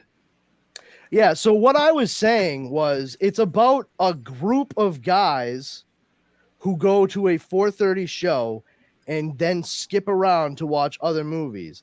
So like there was no need to correct me. All I was saying was that, and I was getting to the other stuff. He applied for a waiver. It's awesome. He's such a low budget that it doesn't affect anything they're doing. One neat thing about it though is it's going to star his daughter's boyfriend. I mean, essentially, he's gonna marry Harley Quinn Smith. He was in Clerks 3. He played was it Silas? Yeah. He plays his Silent Bob. He was also the kid who got absorbed by the weird dumpy lady in Scary Stories to Tell in the Dark in the mental hospital. Oh, I remember that. That's also the kid that he was in those shorts that he was making during the shutdown, right? Yep. Yeah. It was like something in law, lockdown in law, or something like that. But yeah, he's a funny kid. He's got a pretty good sense of humor, and Kevin Smith obviously likes him. So that could be a lot of fun. I feel like that's the kind of thing that falls right into the wheelhouse of what, you know, all of us like. I know Steve and I are like super into Kevin Smith stuff. I hope it feels more in line with like the earlier Kevin Smith than the Jay and Silent Bob Strike Back and beyond. I didn't mean to cut you off on that whole thing. I had read a bunch of stuff about it, which is why I was trying to get my information. I know, but like you corrected me with a point that didn't need to be corrected. No, I was trying to say like it's about a group of guys that hop around. You're like, oh, it's about him. I'm like, cool, go ahead then. Oh no, I what I was trying to say was he had said that this main character was essentially him. Oh yeah, I mean, I would imagine much like every movie he's done where there's like one guy, he's probably gonna have a best friend, even if it's a group, and it's gonna be primarily based on him and Walt Flanagan. Yep. Walt Flanagan was Randall. Walt Flanagan was Brody. And he was he was likely Banky as well. I would not be shocked. I agree with you on the whole thing. Like I really do feel like he really doesn't have anything to do, or he has no inclination to make anything like story wise anymore. He likes doing stuff based off his own experiences now. Like, well, I mean, that is a story though. You know, you can mine your own life for like, fun stories. He had a completely different idea for Clerks 3 initially, remember? I remember hearing him talk about it, but after he had his heart attack, that's what Clerks 3 became. Well, I mean, that makes sense regardless, because Clerks at its very core was an autobiographical story. Yeah, exactly. You know? So I think it's going to be cool. I mean, and I think it's even cooler that like everybody our age is going to relate to this movie, because that's what I did growing up. Yeah, I mean, when I saw Pitch Black, it was at the it was at I mean, just saying, like, it was at the $1.50 like second run movie theater in my city, which thankfully growing up was literally right down the street from me. I mean, of all places, it was right next to my local comic book shop. Oh, so damn. I could literally go to New England Comics, buy a few issues of whatever, or whatever book I had my eye on and been saving my shekels for, and then go spend $1.50 and watch pretty much any of the movies they had running for the rest of the day. They had $1.50 Tuesdays, and it got to a point where, because it was like a nice air conditioned theater, you could spend $1.50 and fucking stay there all day, and they just didn't give a shit. They were cool about it. It was very much like a throwback to what movie theaters were way back. The kind of thing that I had heard my dad speak about when he was younger. Like, oh, I remember we used to spend, 25 cents and we could just stay in the theater all day. I mean, yeah, we might see the same cartoons and newsreels again, but it was like nice and cool. And if you had a few more cents, you could go get yourself a couple extra milk duds or whatever. And it was the same thing for me. It's an experience I don't think very many people can relate to nowadays. And I was very lucky, and I felt lucky even at that point in time. But we would go in and go to see like an 11 a.m. show, like the very first show of the day in the summertime, spend $1.50, and then watch like 3 other movies through the course of the day, just hanging out. I think I saw, oh my God, I must have seen The Fifth Element like 3 times in a row one day. That's how I saw that movie, was there 3 times in a row. It cost me $1.50. And I actually didn't plan on staying all day, but I liked the movie so much that I turned to my friend Will and I was like, hey man, you want to just like watch it again? He was like, yeah, fuck it, we got nothing else to do. So, I mean, we were like 12 or 13. What plans did we have? Our bikes were chained up outside. We were good. And there's something, and even then, like, we would spend $1.50, but we'd still go to the very back and open up the exit in the back of the building and let our friends who were waiting to come in, like, you want to let James in? What? He's not going to sneak in. You want to spend his $1.50 on sprees instead of the tickets? All right, I get it. I haven't heard of those in a long time. Spree. Wow. Well, we have 5 more stories. I'm going to try to see if we can get through them before 11. We'll see how that goes. All right. All right. 2 minutes of topic. Let's go. Yeah. Okay. So Disney Plus is going to start. Who had this story about Disney Plus? They're going to be forcing logins. Not logins. Not like Netflix is limiting the amount of people you can log in. Oh yeah, I've heard that. Yeah, they're what are they like doing to your to? head. You need to log in now. Yeah, I was wondering how they're enforcing it. Watch. Like, are they making there's- like everybody sign out and then sign back in? They've been studying stuff the way Netflix did, and they're trying to figure out a way to do it fairly, but at the same time, they're also raising up their subscription prices. It's going to be going from, back in the day, the ad-free Disney Plus was $7.99, and on October 12th, it's going to go up to $13.99. Whoa! So Might be time to get rid of Disney Plus. Yeah. Hulu is also going to go up from $14.99 to $17.99, but if you get them together, starting on September 6th, it'll only be $19.99 for both if you do the bundle. But they're following the Netflix model, and Netflix has gone up. I had a separate Disney Plus account, and I had Hulu Live before that. And then, Disney bought Fox and therefore has majority shares in Hulu. And as it turns out, because of like Hulu Live, I had Disney Plus as part of it, but I couldn't make use of it until my subscription ran out.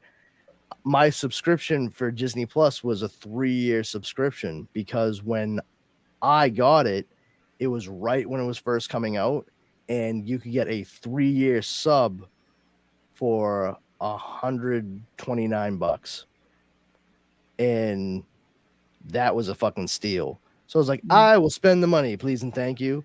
And then the 3 years ran out, and I was like, well, it says I have Disney Plus with Hulu, and so I contacted them. I'm like, yeah, hey, here's my shit, and they were like, yep, you're all set. I was like, hold on, that was like 3 seconds. What do you mean I'm all set? They're like, yeah, no, you're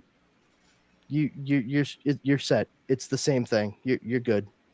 I'm like, really? Oh, well, I'm so used to dealing with like Comcast and their bullshit and what have you. So, well, thank you. You have a lovely day. And that was that. So I had already been paying for what the service was included. And, now Hulu has become like my main deal.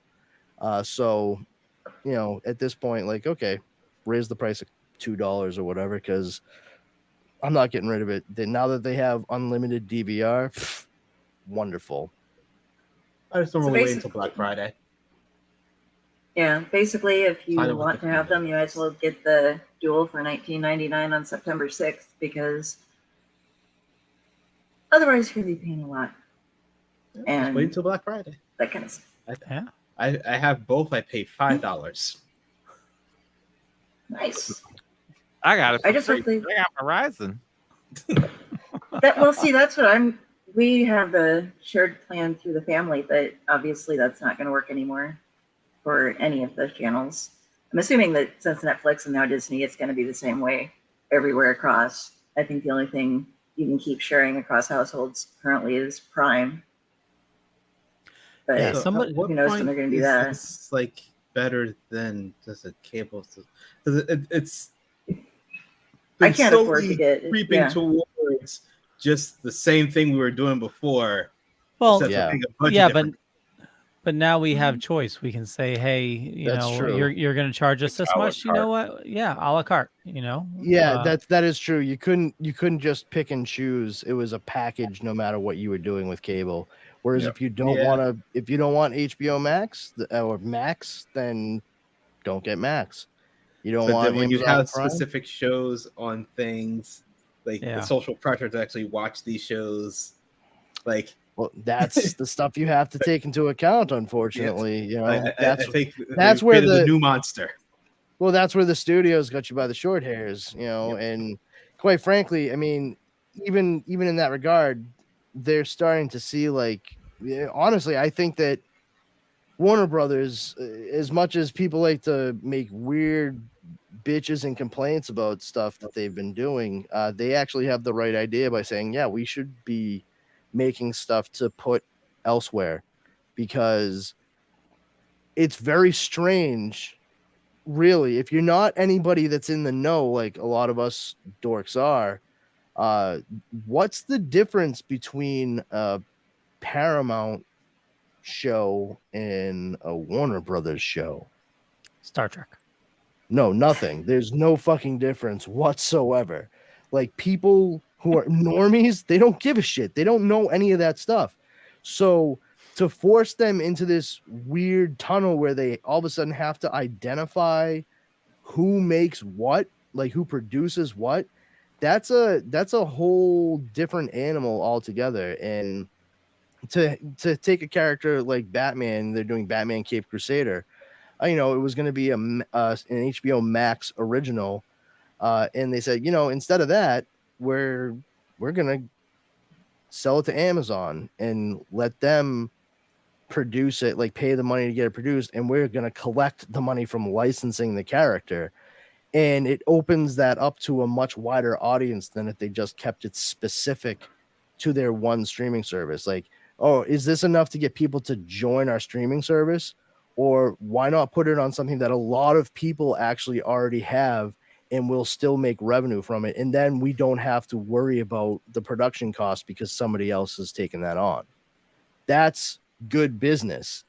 And I think the more you get into specifics that aren't like original things made on those platforms, like that, like, oh, this is definitely an HBO show, kind of deal. People are going to be very, very put out by it. And that's where you're seeing that a la carte thing come into play more and more. Disney, their whole deal right now is they just lost a shitload of subscribers in the UK and across South Asia. I mean, a lot.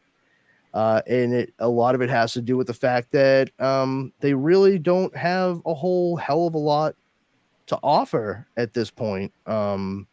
Their shows have not been hitting well. Marvel Studios has not been making the best moves altogether. Honestly, I really don't fucking care about Ahsoka coming out. I would love to care, but I don't. The Mandalorian, as much as I enjoy it, the shininess is wearing off, and I don't know that that's gonna make it past a 4th season, especially with the strike occurring now, because it's gonna gum up everything. Well, also with them upping prices and people's, wallets getting a lot tighter, it's these companies are going to end up losing, a lot more subscribers as they go along. Oh yeah. I'm wondering if the strike is going to ask for people to ever boycott one of these streaming services. Well, here's the thing too. I mean, once the strike is over, the prices are going to go up again because the shareholders are going to want to keep their profit margins, and they're going to artificially inflate the price to continue making the money that they want to make. And it's all going to be, done under the guys like, oh, see, if they hadn't said they need to get all this money, we wouldn't have had to do this. It's like, or you could just not pay out fucking bonuses of like $30 million fucking dollars to yourself. How about that? But my yacht needs a yacht. Yeah, a super yacht. Super yacht, yeah. My yacht gets lonely sitting on the dock. If I don't make that money, then how am I gonna buy a yacht big enough to fit my yacht on?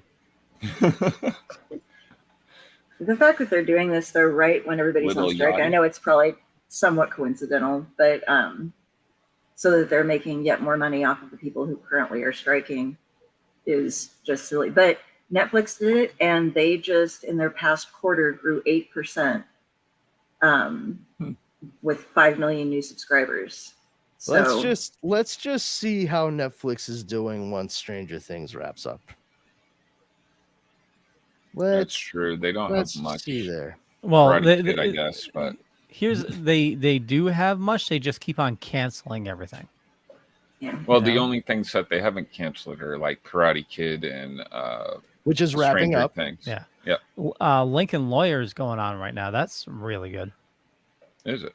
Hey, everyone except Leo, who's watched The Lincoln Lawyer on Netflix. Hey, no one here except Leo. It's good. Yeah, I'm sure it is. Sorry. But like it might very well be good, but I don't care. Like I barely liked the movie that Matthew McConaughey was in. I'm not hard pressed to check out a show, honestly. I mean, all right. It's few and far between that I throw on Netflix and I'm like, ooh, like I really want to check this out. Like the new season of The Witcher came out, and I have yet I heard it was dog shit. Yeah, I mean that's the feeling I got, and that's without having seen anything about it. I was just like, why do I want to really get invested in this? I mean, Henry Cavill was really good as the character. I enjoyed what they were doing with him. What he was clearly having fun as much as he could, and he left the series. I mean, in considering how passionate he was about it, that should tell you something right there. So why set myself up for a fall? And also, I think, as much as I like Chris Hemsworth and his brother Luke Hemsworth, I just don't get the appeal of Liam Hemsworth. I struggle with it. I don't find him very charismatic or anything. He actually strikes me as more of like a charisma black hole. And I could be wrong. He could be an absolutely lovely and charming guy, but he's never struck me as such. And it's so weird to see his lanky ass taking over the role for Henry Cavill. Like, explain that one. I can't. I would love to find out how they write that one away. By saving money. Yeah, I meant in universe, but sure. So it's Brandon doesn't care about. There's an apprentice. What was the Ahsoka news? The Ahsoka news was that Disney Plus subscribers are going to get special access to Star Wars Ahsoka merchandise. And so you can buy shit. Yeah, give us your money. This is for Leo. Yeah. When the Star Wars series kicks off, on August 23rd, Disney Plus subscribers will be able to purchase some cool items before the general public. You go over to the page and you scan a QR code and stuff, and then you actually get a hold of things such as the Ahsoka Light Legacy Saber set and some fluffy ears and some other fun stuff. But if you are Disney Plus, you get special access. So Fuck yeah, go in there, and it's and some of it Netflix is first come do first something serve, like and they that too? only produce a certain amount of it. So that if you means get all in the there- scalpers are gonna get it. You know. Oh, yeah. Yeah. Then you can go on eBay and buy it for 5 times the price. Yeah. There you go. Yeah, it's I'm totally not going to do that, by the way. I'm not going. I will only charge 4 times the Don't price do it. because I'm benevolent. Ooh, first order stormtrooper voice changing helmet for $99.99. Oh, only. Voice Yeah. changing helmet. I Oh. bought one of those for my kids back in the day. They were only $20. It was For Darth sure, Vader, I too. can buy that effect Had for when to I use my microphone, so I'm good. You For can get the Ahsoka Tano Legacy lightsaber hilts for $250. Did you thought say it was Ahsoka Tano. Tana? Yeah, I was like, it's Tano. Tano. I won a Millennium Falcon by saying that name. I did. Ahsoka Tano.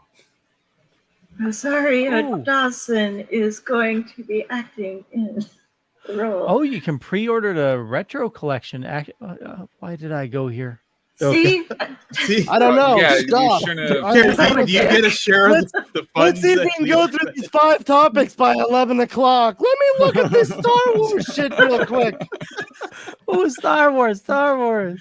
It's okay, sweetie. It's a retro collection. It's a trap. Wars, nothing but Star Wars.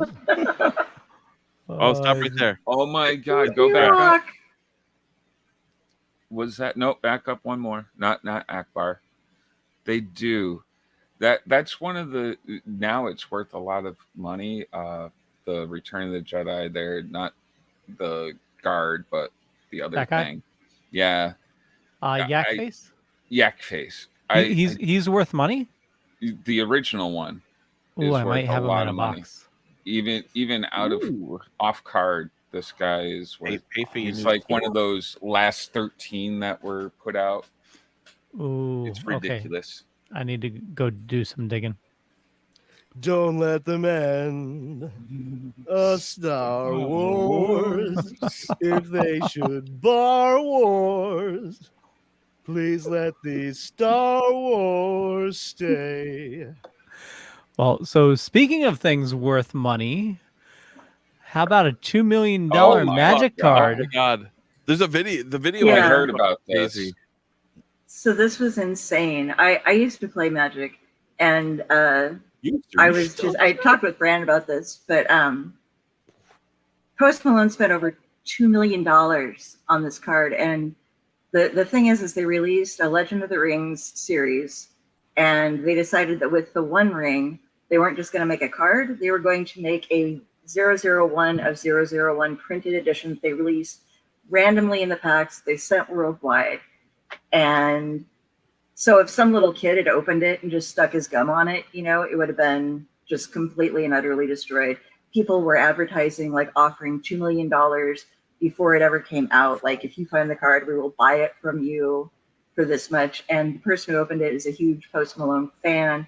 And since he last June dropped $800,000 on a Black Lotus from Alpha Edition, it was an artist print signed by the now dead artist. They were like, "Oh, I want him to buy it," and he bought it. And as he was saying, they have a whole video and stuff of him like his fan buying the card and everything. But it was only rated a 9, even though he. I wonder what kind of magic cards he had in his deck when he was pre-Malone. The problem with this though is that now that they've done it, they're thinking of doing it again. So there's going to be more people coming. It's like, oh, look, somebody bought this. So Post Malone in the past year has spent, they said, because they judged it between 2.2 to 2.6 million. Nobody disclosed it, but that's what he'd been offered by other people. So he spent like $3 million on 2 cards. The first one is useful. The second one, not so fucking much. But it's pretty. One ring to swindle them all. Can you imagine playing a fucking game of Magic with Post Malone and him being like, "Hey"? I mean, considering he has the thing in like a fucking protective case, I'd be like, dude, you have that in your deck. You're gonna use it against me. What are you talking about? And every other card is like normal, and you can clearly see the case right in the middle of the deck. Like, dude, I can see the card. What are you talking about? You can't tell which card it is. Right, Post. I can't tell what card it is. Wink. It's written on your face. They did actually release a normal version of the card as well, and the artwork is very different and stuff. But it's kind of a useless card, in my opinion. As a player, $2 million. I don't understand. I thought it was 3, but that's why I put the 3 up, but I was wrong. Well, it was two had been offered, and then they were suggesting 2.6. They have not released like the contracted amount yet. As far I've been looking for over a week. Doesn't do drugs, doesn't. So let him spend his money on stuff like that. Hey, it's his money. He can spend it on whatever he wants. It's just that if they're going to do this with everything, then it's going to be like, oh, you can't like let your kids go out and buy the cards. You have to open each pack to see them, just in case, and people are going to be going out buying it like a fucking lottery ticket in Magic. And what it's that's worth, kind of insane. The One Ring card is pretty fucking legit, though. Really? I didn't. When the One Ring enters the battlefield, if you cast it, you gain protection from everything until your next turn. For 1 round. So basically, my understanding of that is you can cast it at any time and you don't take any damage. But the thing is you can sacrifice 1 life to put it back into your deck. And that 1 life is your sex life. Well, there's the burden counter, but it just seemed like it's useful for 1 round, and I don't see it as being something that I played. Depends on how much you want to let it corrupt you, I guess. Let me tap all my water mana here, and I will play the One Ring and the Cloak of Perpetual Virginity. Oh, haha! Stuck on that, normies. You know what? I looked at the burden counter. I read it quickly. I thought that it was implying that you could put it back in your deck and play it again. It's only playable once. That's stupid. Yeah, that's what I was saying. Yeah. Okay. I was right. So moving on, we have 2 more stories left. Legends is available on YouTube. Star Wars bar. Can you believe all the creatures in there? Was that I'm not lying. Like, I meant to watch Legends. I'm just double checking. Legends was kind of the behind the scenes of a lot of the characters. Yeah, right? it's 3 to 8 minute clips. Okay. Or little backstories and stuff, and they're moving them all over for free onto YouTube, so that you don't actually have to subscribe to Disney Plus to see 3-minute videos. Hell yeah! Yeah, so it's 3-minute. That's so awesome that they're moving it to YouTube so I can continue to not watch a single fucking one of them. I didn't care when they were on Disney Plus. You know what I mean? I think I saw something like they're moving all of them, and I was like, oh man. Anyways, it's just if I had movies. ever watched any of that or planned on it, I might be kind of moved or upset. But as it is, I'm familiar with seeing behind the scenes clips. And I don't need a first look on a movie that came out 5 years ago. So thanks for that, Legends. Whatever. You know what? I'd be interested to see the one they have on Iron Man 2. Show me a lot of footage of Mickey Rourke behind the scenes of that movie. Show me Iron Man 1, where Terrence Howard is talking about how he's excited how they're going to be expanding his character in the next movie.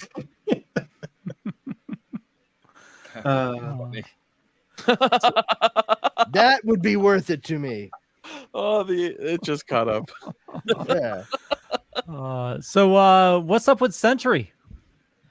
Apparently they're going to be making a limited like mini series, and it's like the Century's gonna die, but somehow it's gonna give way to several people who have Century-like abilities, calling themselves the Centuries or El Centuries, if you're saying it in Spanish. Are they also going to have the void, or? I guess they would be the voids. You have to avoid the void. So the official description: the crew of an unloved franchise movie fight for their place in a savage and an unruly cinematic universe. The franchise shines a light on the secret chaos inside the world of superhero movie making to ask the question, how exactly does a cinematic sausage get made? Because every fuck up has an origin story. Cinematic sausage. That was Sylvester Stallone's nickname before he made Rocky. I don't know if you're aware of this, but the first movie he was in was a porn. And his name is the Italian Stallion. Called Party at Kitty and Studs. And after Rocky came out, they changed the name to cash in on his popularity, and the name of it was changed to the Italian Stallion. I don't know. And funny enough, I can tell you that if you've ever seen any part of that movie where Sylvester Stallone is fully naked, frontal nudity, there's no doubt that he was not Jewish. Good to know. You just can't turn it off. Didn't care. But... There's only so much I can do with an elastic band on camera, you know. What the fuck? Okay, we're gonna end on that note. That's great. That's a great note. That's right, everybody. Yeah. Okay, we'll wrap it up. I want to thank everybody for watching this fine evening, and just try to wipe the last 2 minutes out of your brain. 2 hours. 30 seconds. Yeah. Remember it forever. Head on over to thedorkening.com. You can learn more there, and I do a bunch of stuff during the week. Along with Midweek Geeks, we do the Dork Night, and Brandon's going to tell you about some other stuff as well, and also splash pages. And we'll throw it over to Kari. Hey, everybody. When I am not here hanging out with these lovely gents, I am over on the Owl Light Network doing some other podcasts with them. Big Night is our Sunday night.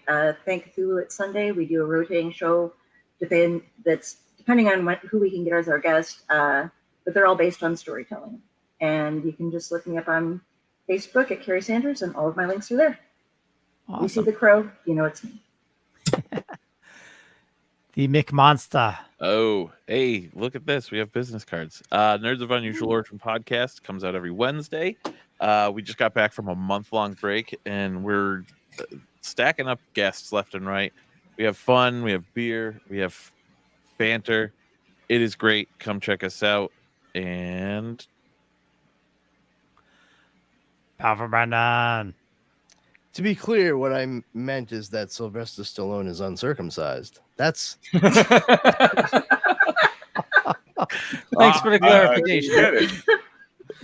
I wasn't letting that go, Leo. I'm refreshing everybody's memory immediately. Got to be more specific next time. Yeah. I just want to make sure everybody got it. Don't want to leave anybody out of the fun.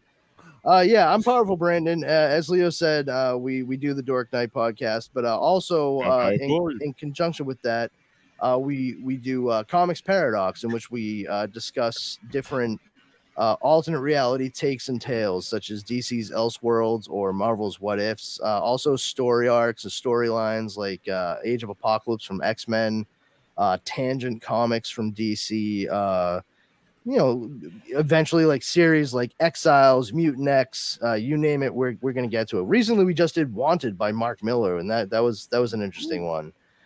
That's the next one coming up. So, keep your eyes peeled and your ears open, kids. And that drops every other Sunday, sharing space with the Dork Night. So you get Comics Paradox one Sunday, Dork Night the next. If you feel so inclined, follow me on social media. I'm on Instagram at thisbrandonhaspowers. And you can check out Comics Paradox podcast on Instagram as well. If you want to come over to Facebook and check out the Powers Combined Facebook group, we're just a consortium of dorks that like to share info, news, memes, good times and laughs to be had by all. Our number one rule there is don't be a jerk. You violate that, you'll get booted. insofar as everything that we've listed, the Dork Night, Comics Paradox, you can check those out wherever fine podcast or broadcast. Awesome. Yo. They say the shortest for last. Yo Saint Laurent on Instagram and Threads. Hey. What the fuck? Is Jeremy just chopped Glad over? you just forgot about me. Thanks, Yo-Yo. Cool. No, Yo-Yo. I feel awful now. Jeremy, in everyone's defense, they're still reeling from the news that Sylvester Stallone is uncircumcised. I understand now. That completely. Check out Splash Pages on Tuesdays nights at 8, Wednesday nights at 9. Check out this show. Check out Comic Book Lovers Buy, Sell, Trade, and Auction House over on Facebook if you'd like to buy, sell, trade, or auction any of your geek stuff. And I need more friends on Facebook, so find me there as Jeremy Courtney. Awesome. And next weekend we'll be in Maryland. Oh yeah, Maryland. And I have a card too. Whoa. I have a box of Sudafed. I can hold up. Or just I have a Kari. Ooh, look at that nose. Everybody grab whatever's to your left.